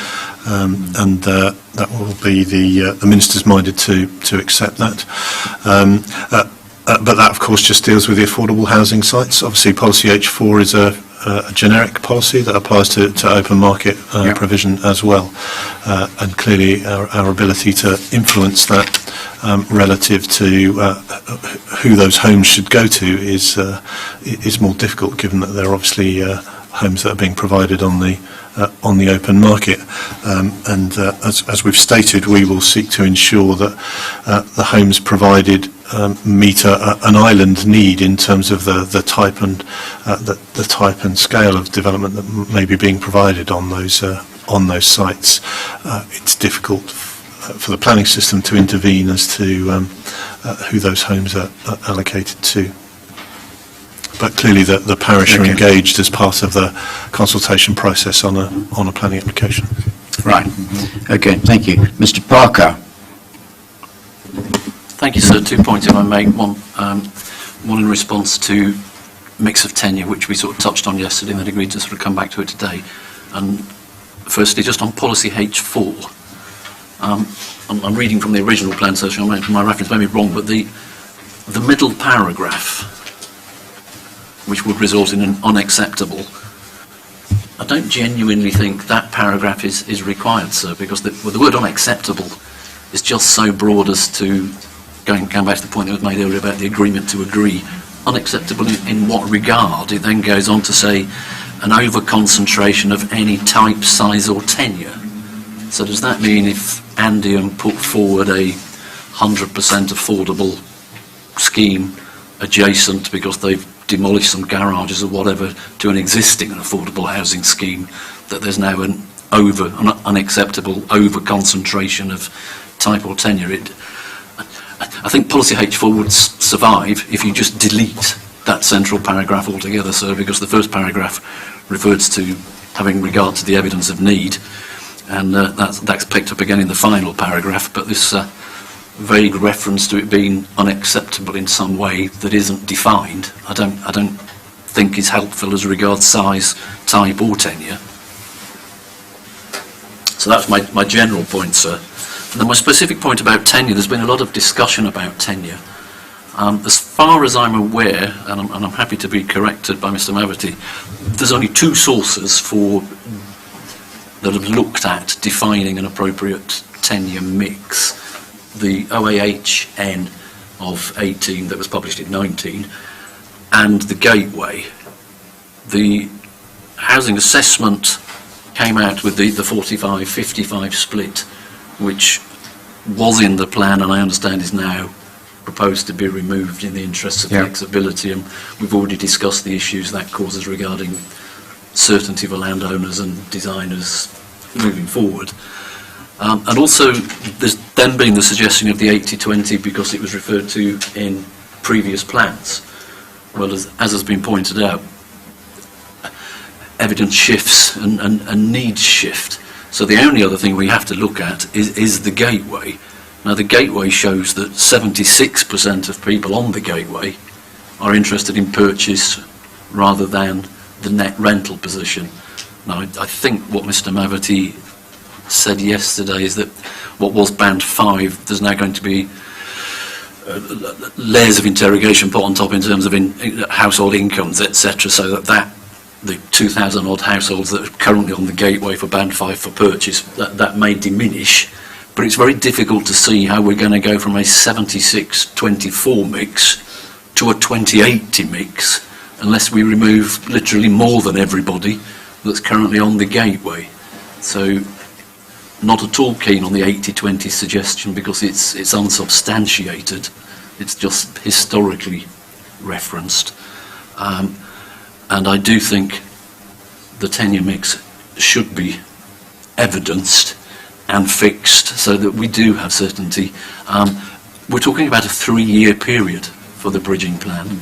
So it's not as if we're allocating sites that we're going to be debating in 10 years' time. So remind me, did you offer us a suggestion as to what you thought the mix should be? Yes, sir. I said 75 purchase, 25 rent. 75, 25. Okay. Okay. Do you want anything? No. Mr. Spine? Thank you, sir. It follows on from the point just made around policy H4. Because I think in a situation that we have here where there's an acute shortage of homes of all types and tenure, it's difficult to envisage a scenario where H4, with or without its sort of an acceptable over-concentration mix, would ever actually sort of kick in and have an influence on the mix of homes that are provided on different sites. More particularly, in the point made from our representations was it doesn't engage directly with the question of how the bridging plan will ensure that the shortage of open market family homes will be provided. And the OAHN report identified 69% of homes for open market demand is for 3 to 4 bed homes, and on a sort of rough ready reckoner based on the next 5 years, that would mean about 1,250 family homes would need to be provided of that sort.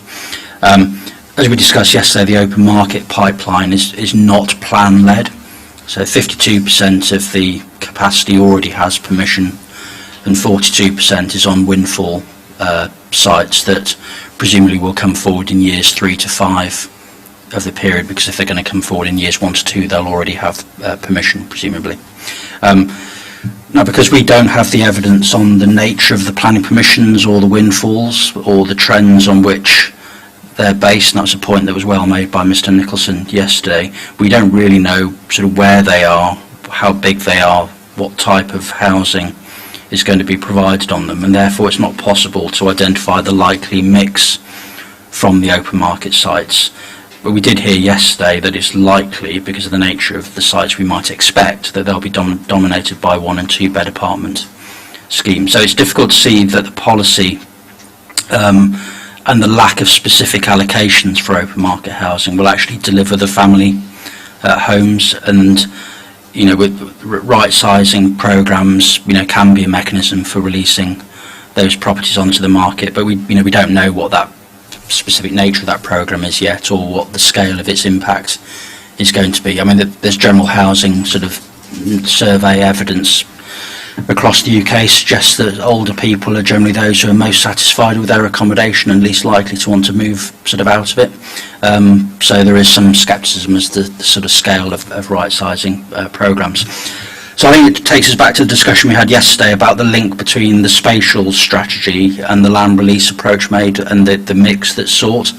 And I suppose, you know, one option might be that just as the plan specifically seeks to make allocations for affordable housing, perhaps it could look at how its approach to land release could be managed specifically to support family open market homes. So going out to identify the sites and the capacity of land that would be more suited to providing that open market housing, and then providing a policy sort of type density mix matrix that tries to ensure that that kind of housing is provided on the sites that are suitable for it. So perhaps it could be that the island is sort of divided up into a kind of zonal approach whereby different types of sites have a sort of starting point for mix and type and density that suits their context, and then with that mix the states could identify how far they thought its land supply and pipeline was or wasn't likely to deliver the family homes that are identified as being needed, and if there was a shortage to then go out and identify specific land in other locations that would address that that gap. Now, I appreciate that's an exercise to be done, and not a sort of not a small exercise to be done, but it does seem to me to be at the heart of you having confidence that the plan will actually meet its housing ambitions in terms of both scale and mix that's required by the evidence. Thank you. Can I just ask you about the timing of this, because as you rightly point out, you're asking for a lot. Is this something for a 3-year bridging plan, or is it something that really should be worked on and developed and put into the next plan?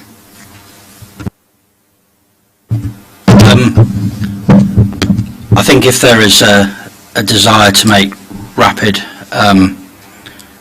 progress with the bridging plan as opposed to getting it sort of right now, then it may be one for the next plan, but it might be the kind of thing that your report, or indeed the use of proposals in the plan document, which are, the proposals as I read them, are sort of signposting where the next plan is going to go, and it may well be that the plan could include a proposal that would sort of sketch out how the plan would go about the exercise of, ensuring that needs and in terms of both quantity and mix are addressed in future. But it does raise questions, I think, about the utility of H4 as currently drafted. The States? Thank you. I think I've got only 2 points to make. One is, first of all, that I think the Council's interpretation that policy H4 would be used in the extremis is probably right, and drawing off the points made by Mr Nicholson that we don't have easy access to real-time monitoring data through our planning application process. So really that policy would kick in when we have serious concerns about the allocation of a particular type or mix on a site, and that would have regard to two factors such as what we do know has come through the pipeline or what is happening in the immediate area and what evidence may exist at that time. But like I said, I think that would be used in the extremis when we have serious concerns. The second point I make is about the allocations and the provision of market homes over and above affordable housing. And I think we need to keep an eye on the fact that the gateway criteria is managed outside of the plan, and it only takes a change to that criteria that completely disrupts the supply of the plan.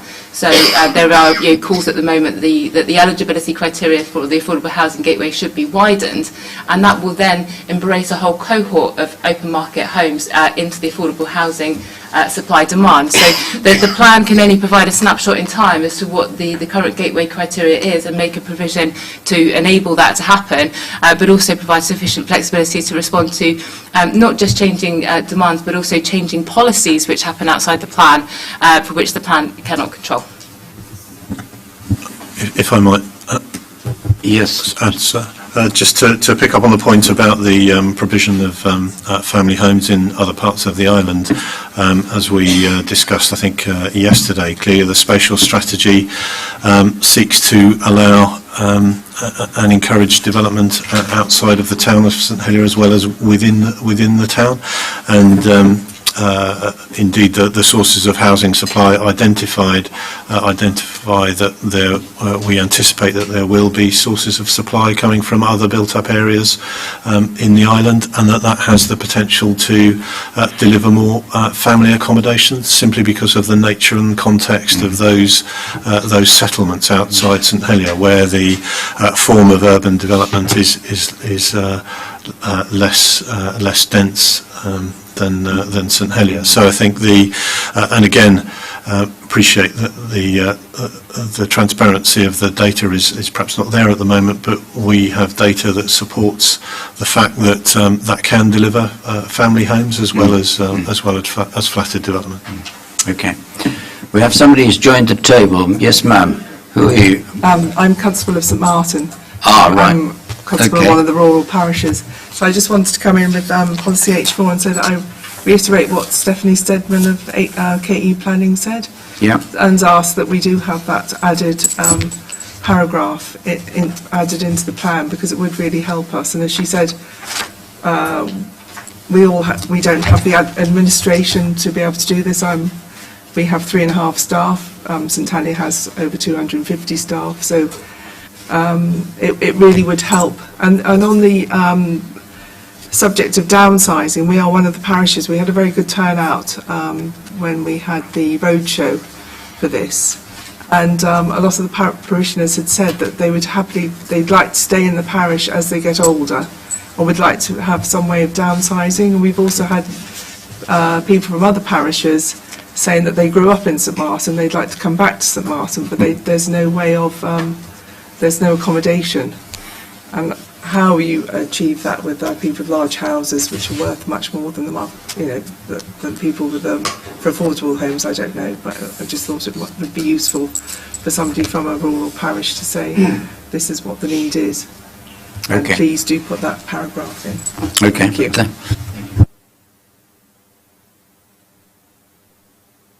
I'm going to propose that we have a short break before, unless, Mr. Nicholson, you want to come back on something before we have a break? It's only a very brief matter, sir. We've had Mrs. Day respond with an explanation as to how they envisage this policy might be applied, and you've consistently raised a valid question about how people's representations might actually be incorporated as amendments to the plan. I think that would be a very valid point to get written into the supporting text of that policy, the intended manner in which the government would apply this. Okay. Thank you very much. In that case, we're going to take a 10-minute break. We'll resume at 12 o'clock.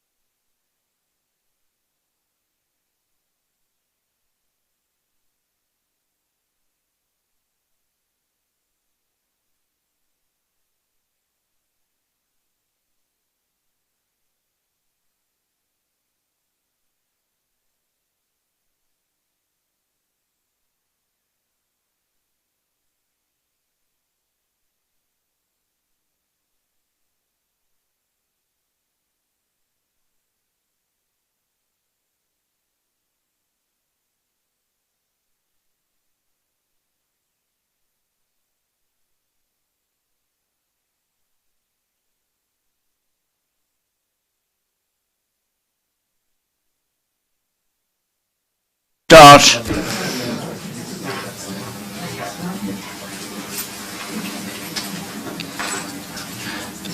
Thank you very much. Just before we start, could I just say that the people who are listening on live streaming are finding it difficult. The people who are sitting at the back, at the second row, if you can please make sure when you do speak that you speak into your microphones. The people behind, I know you have to stand up. You felt you had to stand up, but actually, if you make sure you speak into your microphones, because the live streaming people are having some difficulty. Right, thank you for coming back. Mr. Salter has left us for the rest of the morning. He has a site visit that he wants to do, so that's what he's going to do. Can I just start very quickly with Deputy Gardner? We may be able to resolve your issues quickly. You've got an amendment for H5. We're not really going to discuss H5 in detail today, this morning, because we're those are the sites that we'll be dealing with over the next 2 days. But your H5 amendment, you were looking for equality of opportunity, I think, for islanders, for allocation of affordable housing. And the Minister's minded to accept your amendment. Are you now content? Yes, sir. I'm completely content if it's going forward. Well, we can't guarantee that, but... For sure, because if it's not going forward, we would need to find other ways to address inequalities for affordable housing allocation between St Helier residents and the country parishes for the country parish developments. Well, good. That's the discussion. And also for you, Deputy Gardner, I'll come back to you on Andean homes. You wanted reference to people with disabilities and additional needs to be drafted into H6, which again, pleased to say the Minister is happy to agree with your amendment. Thank you. I am content. You're content with that. Excellent. Thank you very much. Right. Andean homes. Thank you, sir. I just wanted to pick up on a couple of points that were made before the break, and I think it addresses this issue of tenure again, and Mr. Parker's point, where he referenced that the affordable purchase band of the Gateway, the former band 5, was at 2,000 strong. Well, that's slightly updated now. As I mentioned earlier, that list is being transferred across to Andium, and the process of being done at the moment. Part of what happened in the run-up to that is that the states did a review with the applicants on that list to see that they were content that their application be transferred, and that list now stands at 1,425. I'll be completely transparent. In the period.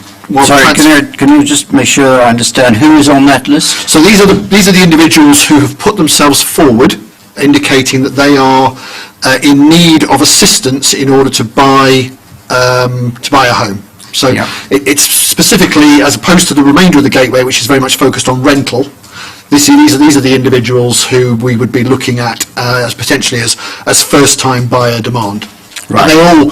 I think the important thing to say is these are real people, individuals, they're not statistics, and the process we'll be going through shortly will be to update and review all these applications, as I mentioned earlier. But I think we can have confidence in that number because these people have been specifically asked whether they are content for their application to be handed across to Andium as part and parcel of the transfer process that's been going through. So it's very current.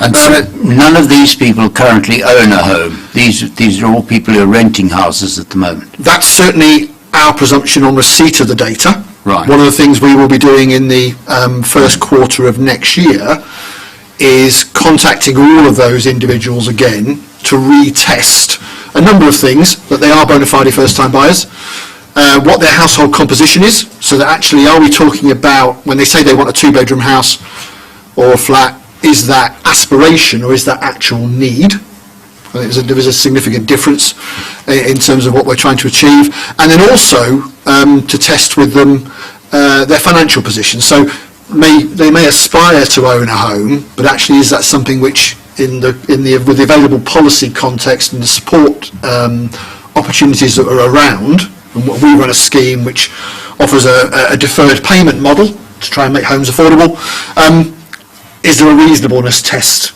that needs to be applied to make sure that we're happy that that those people can actually afford it within what's available at the moment in terms of mortgage finance, but also in terms of developing future policy for the housing minister. Are there other products we need to bring forward, shared ownership perhaps, that would address some of those people who at the moment can't afford but need some additional assistance? So there's certainly some work to do. The other thing just to say is that the gateway list, because of the transfer, has been closed for about 3 months. And just to be completely transparent, in the intervening period while that list has been closed, we have received almost 400 new applications from people who have also indicated that they are wishing to purchase their first home.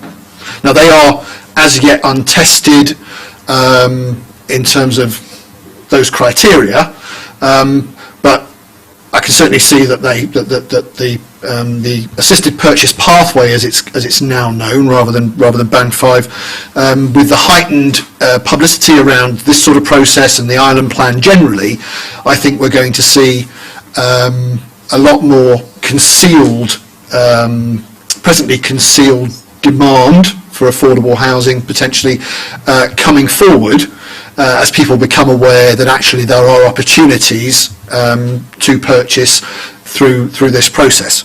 The second thing I wanted to address is really about that headline number of 2,000 or 1,425, whichever you want to use at the moment. And one of the things that we said in our submission to the draft is that one of the things we felt that hadn't been clearly understood is as part of Andiam Homes' business plan and its agreement with government. We're a wholly owned not-for-profit organisation. One of the things that we do is we sell 60 of our existing rental homes every year to people from that gateway group. So that we're addressing, to a small extent, but over the next 5 years, it'll be 300 of those applications as a minimum. We need to replace those homes elsewhere. Now, a significant number of the homes that we have sold up until now will have been 3-bedroom houses, family houses. And so in replacing those 3-bedroom houses for the rental cohort is vitally important, we think, for the island generally. And as has already been mentioned, the proposed rezoned sites offer an almost unique opportunity to develop those family houses. Developing them, particularly on brownfield sites in the existing built-up area, can be very challenging, particularly in St Helier, because of the existing use value of land. I think that's probably all I wanted to cover off with that. No, thank you. That's extremely helpful. Can I just ask you, if these people who are on what used to be Band 5, if you assess them and they can't afford, you decided actually they can't afford to buy a home under whatever scheme you've got, whether it's assisted purchase or you don't have sort of partial shared ownership, do you, on the island at the moment?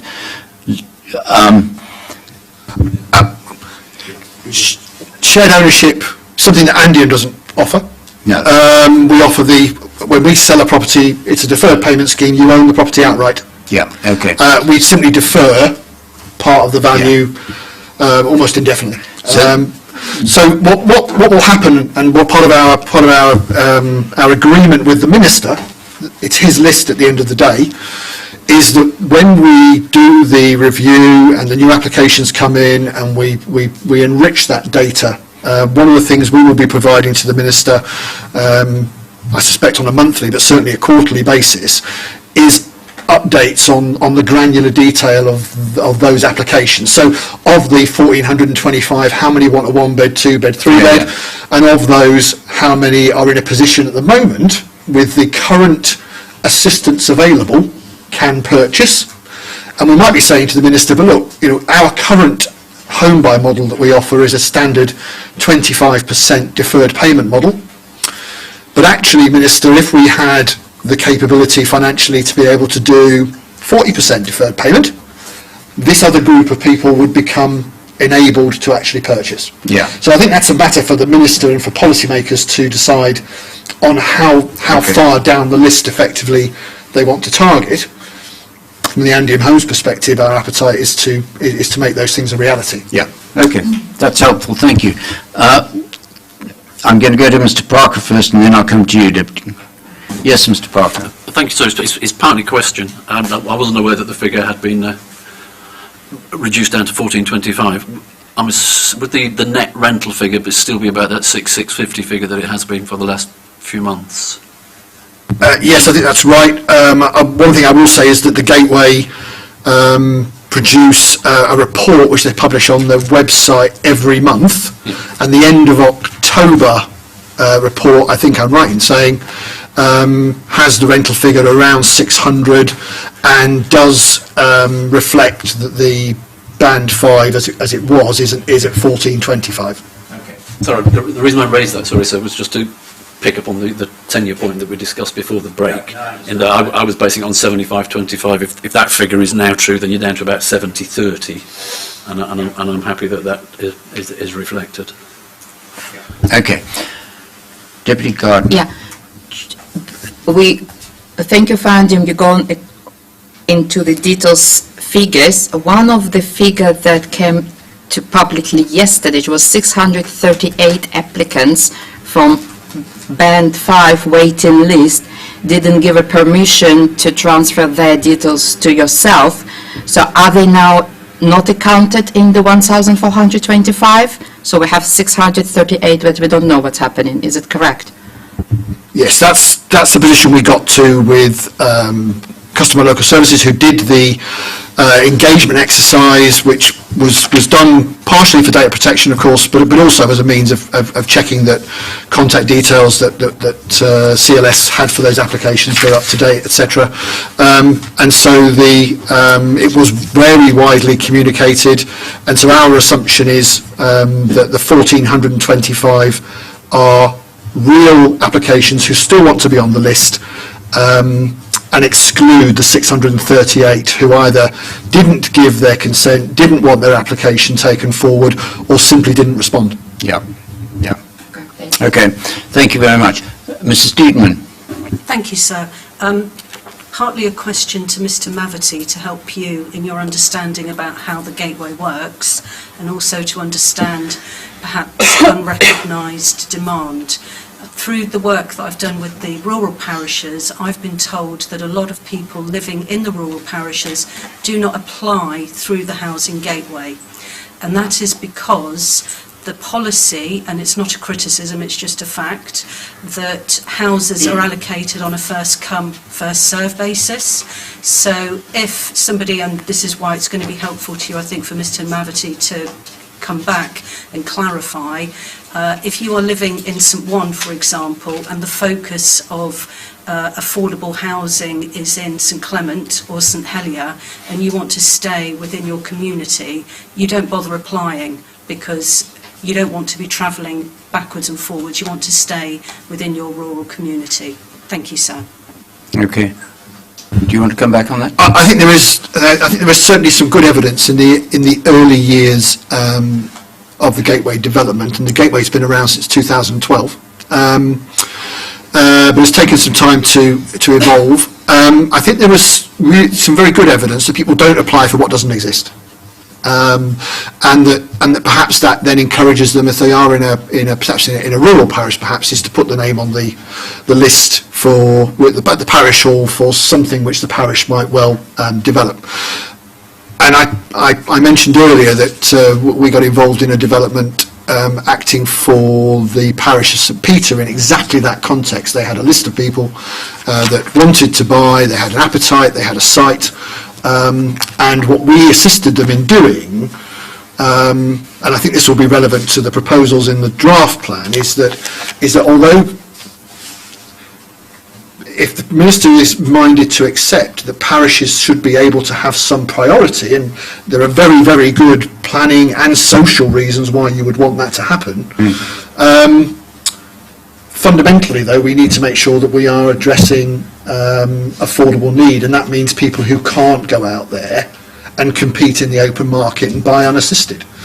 And so what we did with the St Peter's scheme is we actually, with the minister at the time, developed what I would call a mini allocations policy, which sought to fundamentally, first and foremost, make sure that everyone who was coming through from the parish list also passed through the gateway assessment.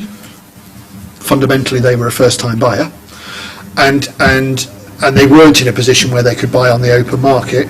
And then we developed with the minister again, and with the input from the parish actually, and the parish assembly, we developed a 5-point test which looked at the strength of people's links with the parish that they were looking to buy in, and currently living, parents living, working in, born in, were all those things that elementally effectively scored you points, which pushed you up this. And I think when we got to the point of looking at the number of homes we were proposing in that scheme and the number of people on the list, we were pretty much, I think we were actually able to address everyone who had a link with the parish, a strong link with the parish, who passed through those criteria and who passed through the gateway. If we developed that scheme, I suspect would have got an offer. It's perfectly possible to do it. I think it just requires clarity of thought at the outset, and we were expecting, actually, just to address how that would be dealt with, we were expecting to enshrine that allocations process and policy in the planning obligation agreement, so that it lived with the site going forward. Yeah. Okay. That's helpful. Thank you. Mr. Jackson, did you want to say something? So just briefly with regard to shared equity schemes. My parishes do others have shared equity schemes which have proved to be quite successful. Limited numbers, and we would welcome an extension of those. Okay. That's helpful. Actually, the discussion logically, I think, we'll move on to H6 and particularly St John and St Martin. St Martin is here, yes, St Martin is here, and St John is here. Both of you want an amendment to the policy to allow age-restricted housing on sites, a couple of sites in St John, and I'm not sure of the number of sites in St Martin, a site, single site in St Martin. Perhaps you can come to the table. And perhaps, Deputy Gardner, you can vacate your seat because you've dealt with your issues.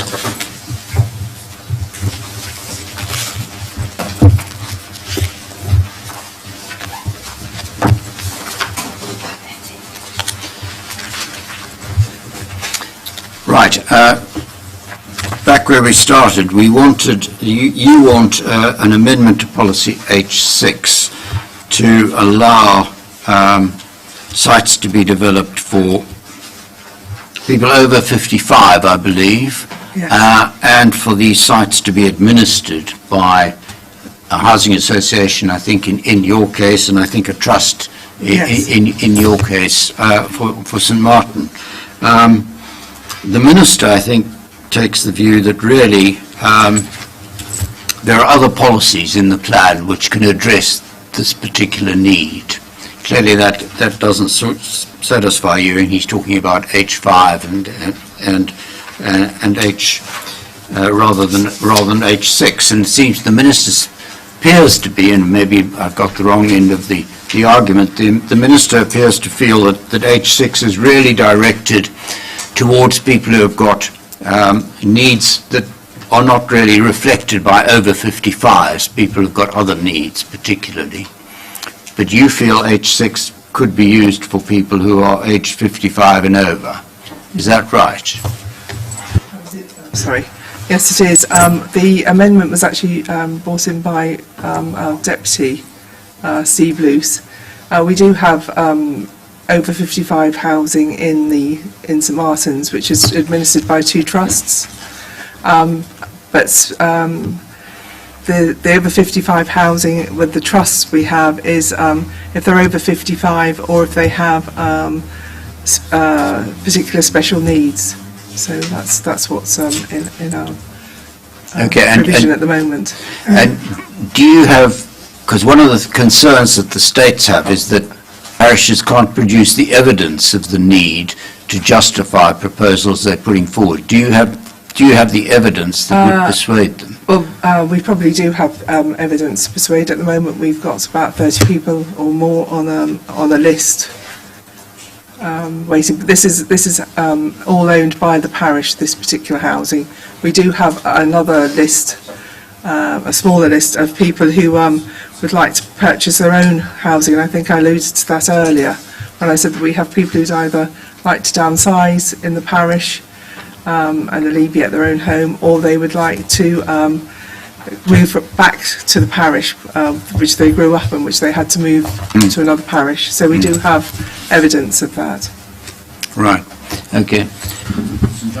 Yeah, so we're in a similar position. I think if you take Mr. Navity's point before, which is very valid, if we advertise, we'll see a significant increase in the demand that we've currently got. We have a waiting list of over 60 people for sheltered accommodation and a mixture of both rental and purchase.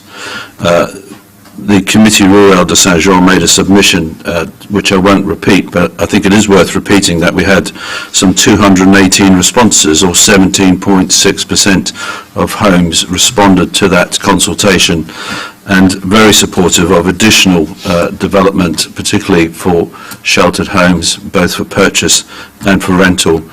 We have many people who are living in properties which, with the ageing demographic, are far larger than their requirements are. We're looking at a model where we could actually utilise some of the capital gained to actually put into existing homes for affordable homes in perpetuity. So we would look for our housing association to have some of that shared equity from the sale of properties. We already have two developments, two phases of a sheltered accommodation. We want to make the third phase for rental, and again put some affordable right-sized properties in an area close to the amenities. We have all the amenities, pharmacy, doctors, etc., bus links, and we believe that the sites that the parish has identified are very suitable for those units of accommodation. Okay. Thank you very much. Mrs. Day, are you going to respond? Thank you.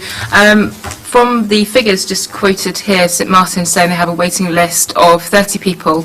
I highlight that they have proposed 93 homes through amendments to the plan for such 30 persons, and for the parish of St John they have 60 people on their waiting list for a proposed 32 homes in the parish, which I think, you know, that in itself represents a potential oversupply in the parish of St Martin, a potential undersupply in the parish of St John. So it really is not clear where the demand actually exists, and also who is intended to benefit from these properties, whether it is simply over 55 people or people who require some form of assisted living or sheltered accommodation, which is the role and purpose of policy H6. You know, it really just goes back down to our point that there is, you know, a risk here that we will be rezoning what are greenfield sites traditionally provided for affordable homes because of the value increment that's created by the designation of a greenfield site, providing homes for people who are already housed. Whether, you know, they are satisfied with their accommodation is a different issue, but they are housed on sites that could be usefully used for provision of affordable homes where there is a much more clearly defined need. I will come back. I just want to ask you, you haven't got any allocations, have you, for affordable housing in St John's? Only Field 525, which has the benefit of an in-principle planning permission. Yeah, I was just looking at the list on in policy H5. Field J525.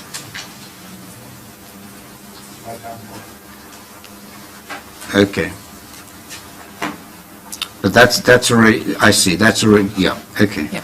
And to add that if the parish, which, you know, the parish will bring forward that scheme, felt that that would be usefully provided for the provision of over 55 homes, or indeed as part of a right-sizing package, which would be our preference, so therefore to secure the release of a home. They may provide that under the auspices of policy H5, which has sufficient flexibility to provide a right-sizing proportion on the site. Okay. Yes, sir. So, I didn't mention the affordable homes list that we have in the parish, which is some 200, but I'm sure once it goes through the gateway, we will see that number probably reduced by half, because a lot of the people on that list don't have children currently, and to attain a 3-bedroom you do need to have a family. I think mixed developments of 1, 2 and 3 bed would significantly increase that number from probably half to 3/4 of eligible. And you know, in response to the point that Mrs. Day is making, that actually you've got a site which permission has been granted on, and therefore, to an extent, the need in St John's has been met. Well, the site referred to, the building work is due to start in January, so we don't want to go back and restart the process. The developer has got the field. It is a shared equity site for young families, for affordable homes, and we believe that the 2 sites we've identified for right-sized properties are very suitable indeed. So the existing permission will really cater for a different market. That's your view? Yes, the existing Field 525 is for affordable properties, with the parish retains the nomination rights, and any family will have to pass the gateway criteria before being approved. Okay. Ms. Martin, do you want to come back on anything from St Yes, Martin? please. It's true that we just have the 30 on the list. However, we are very aware of, because they have to formally submit to be on the list, we are aware of many more in the parish who would like to be on the list but feel that the list is so long they won't formally give us our application. So the list is far longer than it looks. But picking up Mrs. Day's point, presumably quite a lot of those people who want to go on the list, who aren't on the list at the moment, are already housed. They are already housed. They're already housed, yeah. But they are reaching a certain age where they want to. They are desperate to downsize and they don't want to leave the parish. Okay. Do you want to say anything more, Mrs. Day, on that? Perhaps only to balance the point that we do recognise the importance of keeping older people in their homes for longer, and that home has to meet their need, and indeed that's drawn out by the ambitions of the Jersey care model to kind of reduce dependence on institutionalised care by keeping people in a community, in a place that is got good access to services, family links, etc. But that always has to be backed up by evidence. We cannot provide redesignation of greenfield sites on speculative data alone. Yeah, okay, all right. And are you content? Right, thank you.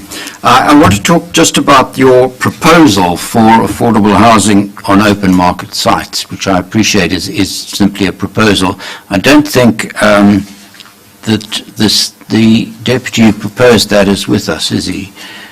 No, that's right, sir. Senator Mezek's proposed a change to that proposal, to change it from a proposal to a policy. Yeah, and my understanding is that the minister's generally sympathetic to the idea of this proposal being developed, but at this stage he feels uncomfortable because he doesn't think the viability evidence is up to date enough and accurate enough to introduce what will be quite a radical change to your approach. That's correct, sir. I think the Minister obviously supports the proposal and proposes that work is undertaken during the planned period of the Bridging Island Plan to assess the viability of such a proposal. I think we heard some evidence yesterday from the Jersey Chamber of, the Construction Council about the need to refresh that data. And so the Minister's proposing to undertake that work during the planned period. I think the other point to raise is that we'd also need a specific change to the legal framework that we operate in order to bring in such a mechanism. So that would need to be effected as well to make it a policy that could take effect. As I understand it, what Senator Mezak was proposing was largely what you had been thinking about in 2011, I think. And is that right? And was that also based in 2011 on the idea of a phased introduction of this? It was, sir. That's exactly right. So Senator Mezak has effectively refreshed the policy that was previously proposed, and that was on a sliding scale of initially applying it to larger development schemes at a lower proportion, and then over time increasing the application of the policy to increasingly smaller schemes and at an increasing yield. And it also, as you talked about yesterday, sir, the Minister was minded not to bring it in immediately and to give it effectively a lead-in time so that the development industry, the landowning industry could adjust to the potential application of the policy. Yeah, okay, thank you. Does anybody want to add anything about that particular proposal? Good, okay. H8, if we go to 8, we did discuss H8 to some degree this morning before we had the break. Can I just ask the architects, the Jersey Association of Architects, you were concerned that the policy as drafted wouldn't allow owners of large homes in the green zone to subdivide them if they no longer needed so much accommodation. Are you satisfied now with the amendment that the Minister is minded to agree? Have you seen the amendment? I have briefly read it, and I think that goes some way, yes, sir. But not as far as you'd like. Would you like it to go further? Architects, of course, always would, sir. Can I ask the states on that amendment? 2C.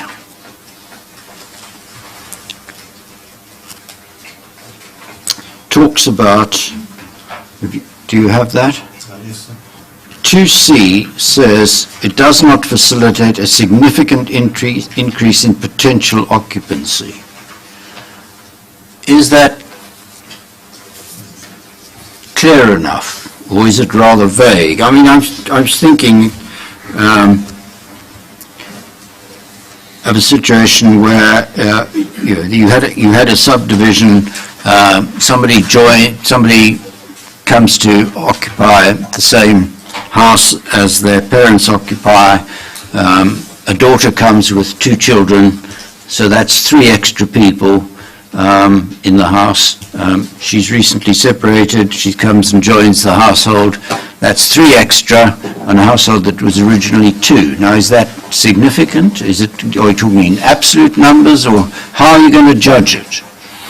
I think the intention behind the policy, sir, is that we don't see a proliferation of homes in the countryside, and I think the sort of circumstances that you allude to might be something that would be facilitated by a policy like that. It might be that it's already been mentioned, there's issues of hidden households within the island, and it might be that children who are now grown up, who are still living with their parents and may aspire to living in their own space and their own accommodation, and it may be that subdivision is appropriate to create effectively that separate household unit within the same physical unit of accommodation. But allow the creation of a separate household, and there may then be potential, obviously, for that then to grow into a family unit of accommodation. So I think it's those sorts of circumstances that the Minister envisages, rather than encouraging houses of multiple occupation where perhaps they're more numerous occupants of the property. So I think we accept, sir, as we alluded to yesterday, it's a difficult area to regulate without sort of letting the brakes off entirely, if I can phrase it like that. So it would be a means of trying to give some greater flexibility, but without opening the floodgates entirely. I mean, I understand the what you're trying to achieve. It just, we have some difficulty in understanding how your development management colleagues are going to be able to apply the policy with any sort of consistency. That might be a circumstance where we would develop supplementary planning guidance to assist the application of the policy. Okay, all right. Yes, the Chamber. Yeah, just in practice, dealing with the development control officers, they don't really know, because at the moment there is a restriction to a significant increase or below a significant increase in occupancy, and in practice that can vary between 10% and 50%, but it's entirely at the discretion of the officer. And you want some clearer guidance? It would be very much appreciated. And the suggestion is that supplementary planning guidance, there seems to be a lot of supplementary planning guidance floating around. Would that satisfy you? Well, not really. It has to be somewhere, that's what you say. It has to be somewhere. I mean, my fear about the proliferation of SPGs, as yet undelivered, is that they won't be delivered, and so we'll still be in the same position as we are at the moment. But it is quite difficult, isn't it, to know how you would set any sort of standard, how you would say, well, actually, what is significant, what isn't significant? Well, I think it's yes, Minister term significant, isn't it? Yeah, okay. It allows an enormous amount of flexibility. Yeah, indeed. Yes, Mrs. Stedden. Thank you, sir. If it helps, a recent appeal decision for the extension of a 1.5, we'll call it bedroom property in the Coastal National Park, to increase it to 3 bedrooms, with one of those rooms to be used as a home study, was considered by the inspector hearing the appeal to be a significant increase. His view that 1 bedroom to 3 bedrooms was a significant increase. Yeah. Now, it's very restrictive, and if we're trying to balance, we're hearing about housing need, affordability, and it's the balance to be struck. And I'm going to say it again and not make apologies for it, a much more careful, nuanced approach to where we allow development. So if you're within walking distance of a community, if you're within cycling distance of a community or a bus stop, then can we provide for a bit more flexibility? Because landowners, building owners are genuinely perplexed by the inability to help family members find affordable homes. So I just want clarity from you. Are you satisfied with this phrase in the policy that I've queried? You're not? No, not at all. What would you do with it? That's a really good question, and can I give it some thought and come back to you? Yes, please. with pleasure. Thank you. Right. Yes, ma'am. In the meantime, sir. Thank you. Senator Moore. So if I could help whilst Mrs. Stedman considers the answer. I do think and argue that this could go further. If you would consider, and I'm sure you're aware of some large Jersey farmsteads that are single dwellings, there is ability and potential at the moment for those to be divided up to create sensitive developments that provide more than 1, perhaps more than 2 or even 3 units of accommodation. I could point you to some that have recently been on the market, and there's clear ability to do that, and it seems unfeeling perhaps for the policy to be so restrictive in these countryside areas, particularly as we've already discussed, when we do have a housing crisis and an affordability issue. These, of course, are not likely to be wholly affordable units because of the scale of their development potential, but there is potential there. And as Mrs. Stedman said, many of them would be within walking, cycling distance of a small settlement, which would make them perfectly viable in the sensitive countryside context. Thank you. I don't have an answer yet to your question, sir, but another observation, if I may. I do think that there is a tension with proposed policy SP4, protecting and promoting island identity. The effect of the current countryside policies, which avoids any subdivision or conversion of buildings or any limited infill, means that building groups increasingly are only affordable to those who can afford a single property and large property. So if we're trying to protect communities and support affordability, I genuinely feel this is a policy that needs to be rethought and reconsidered. Thank you. Come back to the States on this. Thank you. We have existing guidance on residential space standards. We talk about needing guidance, but we do have guidance, and that guidance sets out potential occupancy rates based on size of bedrooms and number of bedrooms.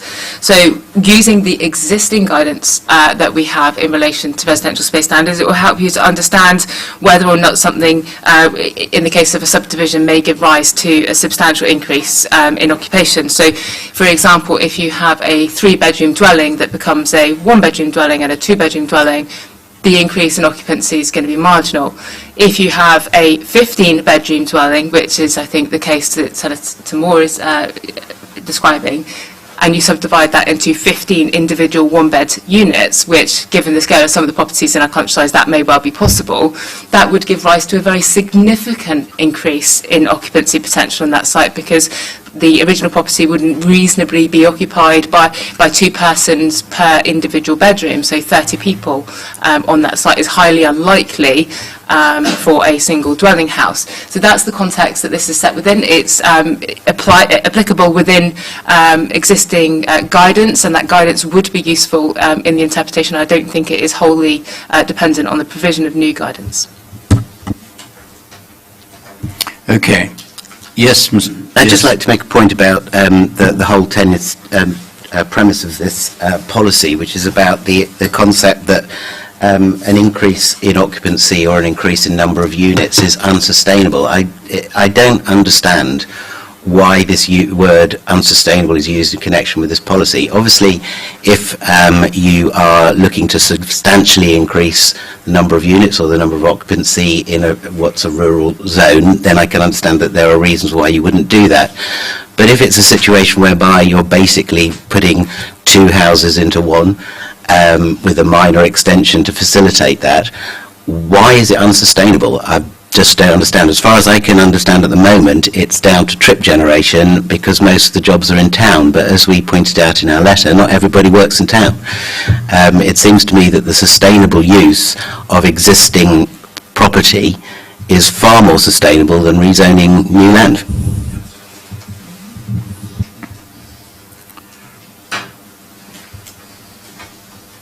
Okay. Mr. Jackson. Thank you, sir. Just to remind everyone that, of course, there is hundreds of years of precedent of Dower wings on properties in the countryside, and many here, I'm sure, live in these situations. There may be 1, there may be 2. It works. There is a demand from families for the older generation, perhaps to downside within that property, and for the younger generation to come in. So I feel that we need to consider how we might best accommodate those requests. You'll need to explain that to me. What are Dower wings? Imagine a farmhouse. Mother gets elderly, parents get elderly. You build a small extension on the side to accommodate them. They are close to the main family. Okay. Act as babysitters, etc. Granny annex style of thing. Yeah. Okay. All right. And you say that's a long-standing tradition, but the planners have presumably taken a different attitude. Is that what you're saying? It would appear to be the case, and I think we should not forget what has worked in the past in Jersey. You might need your microphone on. Yes, because I'm going to come to you now, actually. Okay, I understand your point. I'm looking at your amendment 56, which I think you wanted protection for workers who are working, tourist workers in the Bay. Indeed. And that is driven, sir, by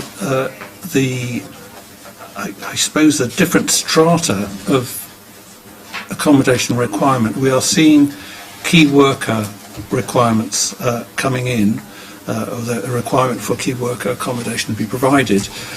And our goal is that St Blas Bay be preserved for visitor accommodation, and this can easily be diluted by releasing not only present visitor accommodation, hotel worker accommodation to other requirements, and that is the thrust of that amendment. The amendment, I think you talked about that this changes of use for from tourist workers accommodation should be discouraged. I'm not sure that that's going to be very effective. It's I suspect the phraseology of the amendments is probably not as direct as it could be. The thrust, as I mentioned earlier, was to preserve, to deter the use of present hotel accommodation for workers not connected with the tourist industry. This is a situation which has occurred in other areas. Smaller hotels have been taken over by others for pure worker accommodation, which is detrimental to the tourism provision. Okay, all right. The Minister is not minded to support you. He's saying really that the planning system is not usually used for this sort of purpose. Yes, but if one wants a change of use to provide worker accommodation, shall we say, in a hotel, he would have an input. So it seems to us reasonable that there should be mention of it in the plan. Okay, all right, thank you. Somebody from the States want to come back on this?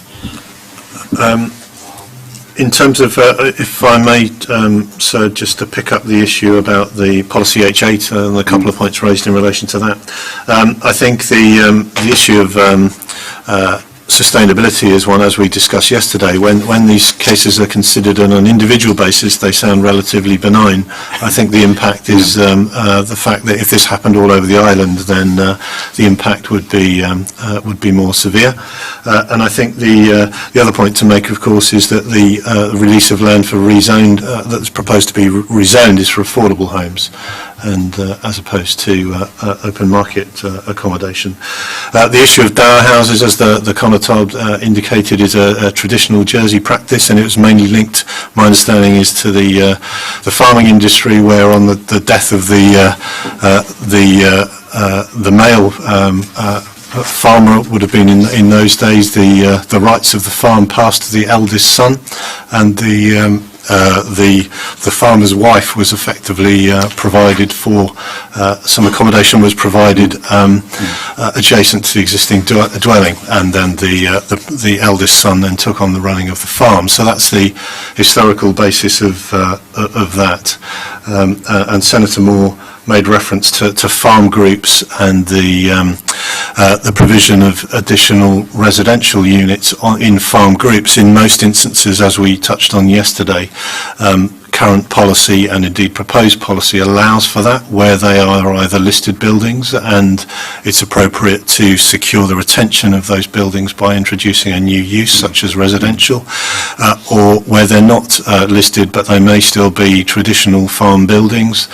Again, there's policy provision to enable their conversion to residential use. So that policy provision already exists within the plan, and we see examples of that across the island. I think the challenge in terms of key worker accommodation, accommodation to support the tourism industry and the hospitality sector, is one that is perhaps linked to the policy discussion that we will have about visitor accommodation in general. At the moment, under the current plan, there are no market tests applied to any change of use for visitor accommodation or indeed offices. And as the Constable rightly identifies, what we've seen is a number of hotels coming out of use and being converted into residential use. And not only does that involve the loss of the hotel bed stock, in many instances it will also involve the loss of staff accommodation that's been associated with the operation of that hotel.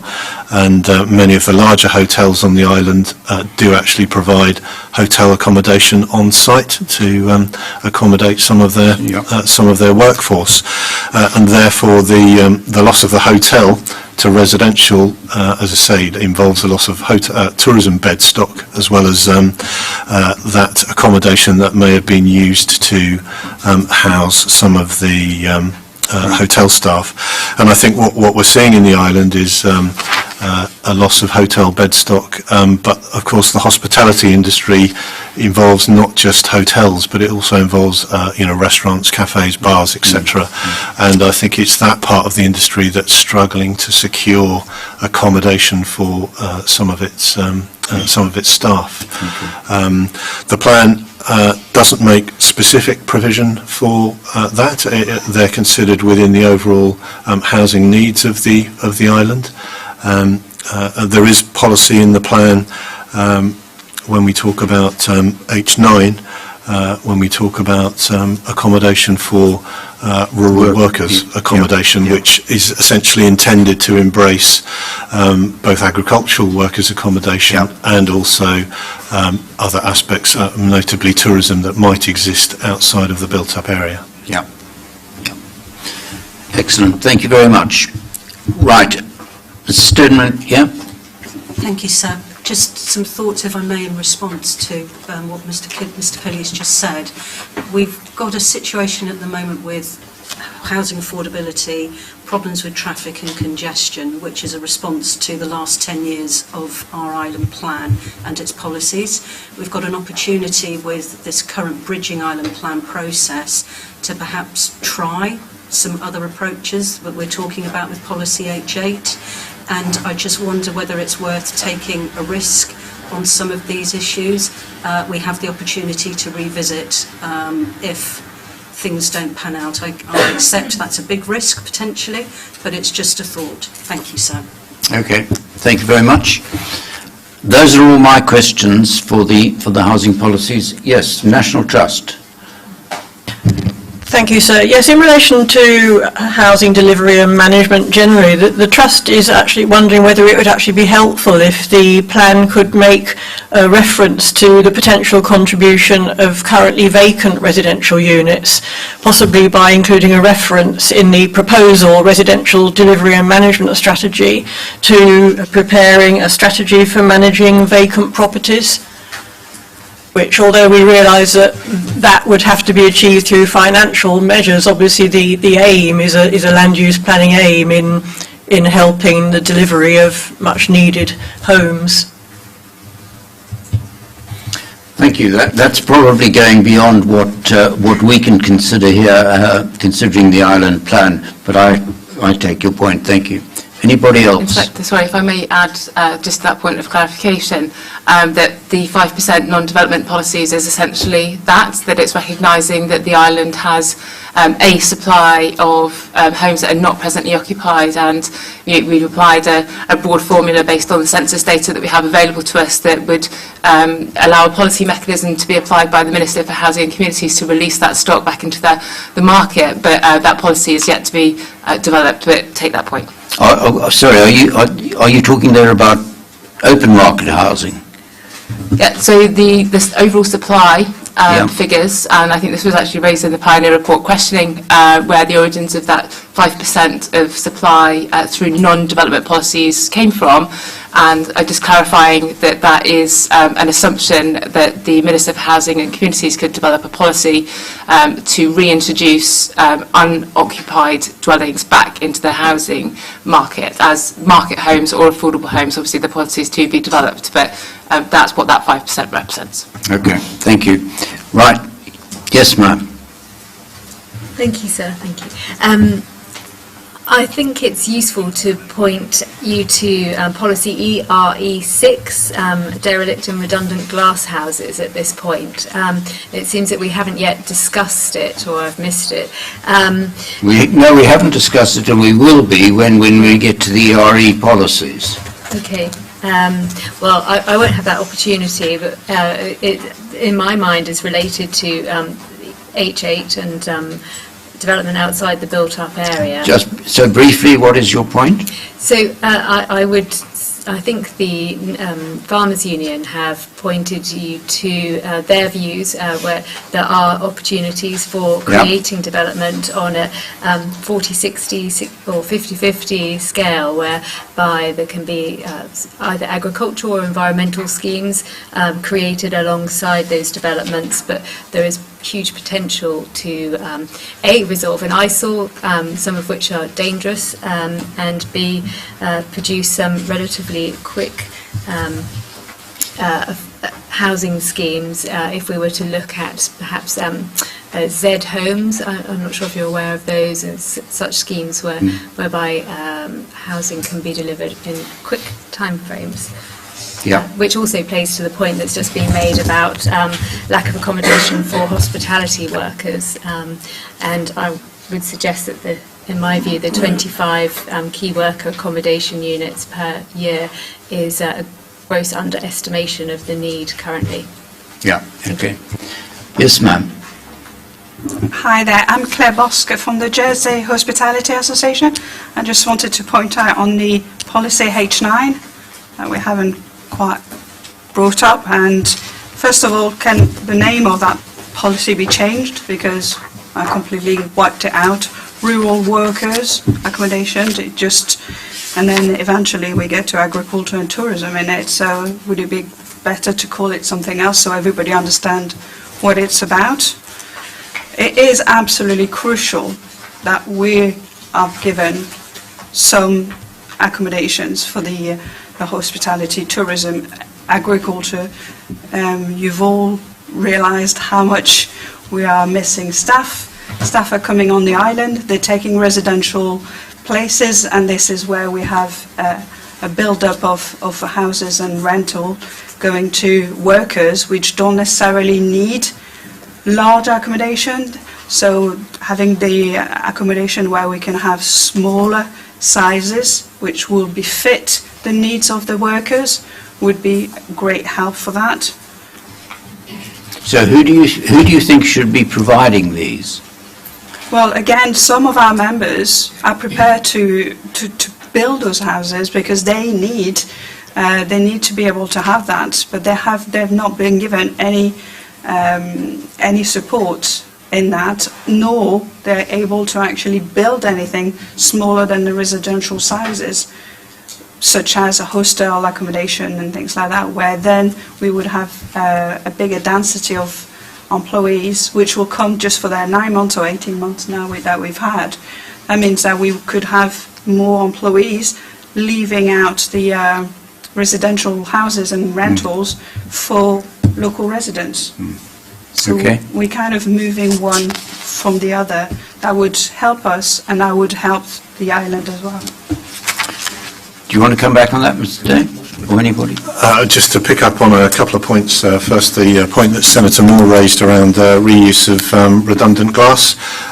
It's probably worth just providing a bit of context. There was a significant change in the use of glass houses in the island, and representatives from the farming industry might correct me if I'm wrong, but I think it was about 2008 when the tomato industry effectively collapsed in the island, and a number of former glasshouse sites where they have good relationships with the existing built-up area have already been developed for affordable homes, and in fact under the current plan we've seen completions of relatively large schemes at Summeray Nursery in St Clement and Delamar Nursery in Grouville to provide affordable housing adjacent to the existing built-up area. So those glasshouse sites that are more appropriate for potential reuse for residential development, we would submit have been to a large extent taken already following the crash in the glasshouse industry in 2008. Those sites that remain may be in more remote rural locations and pose more planning challenges, if you like, in terms of their potential for reuse for other development purposes.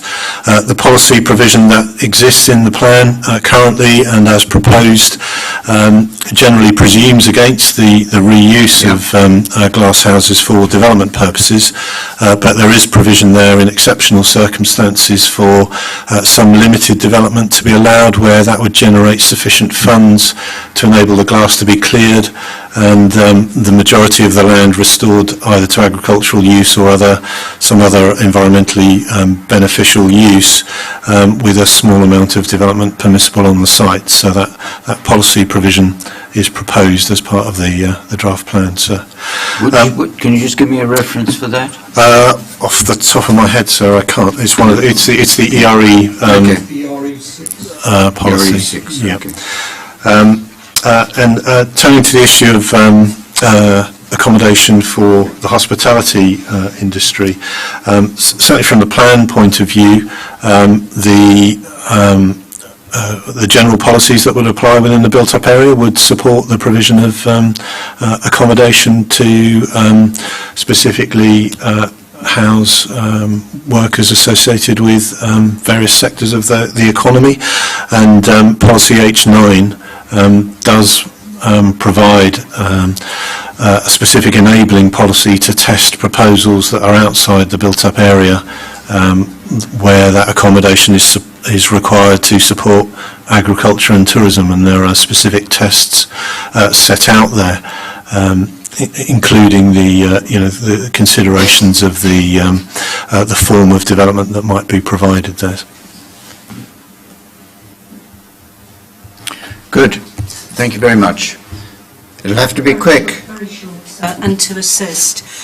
What I don't think has been made clear about tourism workers' accommodation is the current policies understandably require minimum residential standards, which for tourism workers are quite generous, and I think what the industry is asking for is flexibility so that they don't have to meet those minimum residential standards. Because very often, and it's all to do with affordability and the ability of wages and what the industry can charge, accommodation is often part of the employment package.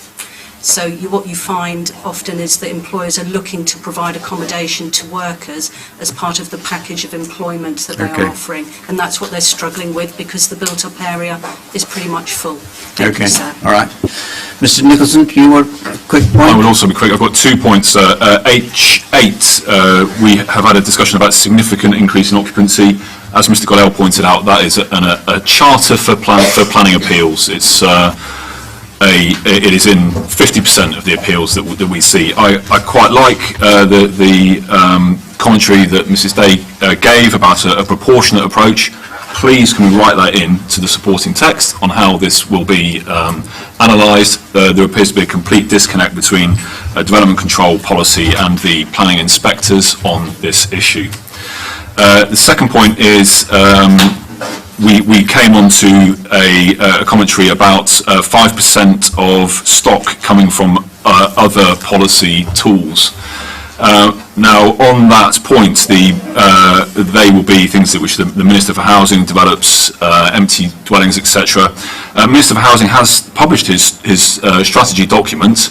He doesn't actually articulate any policy changes. He says we might need to write some policies. For the island plan to rely on a 5% 200 unit yield from those sources, that simply cannot be relied upon. It's premature. Thank you, sir. Okay, thank you. Excellent. Well, we've reached lunchtime, and I think I've got my questions satisfied from this morning. The States, do you want to sum up or say anything beyond what we've discussed?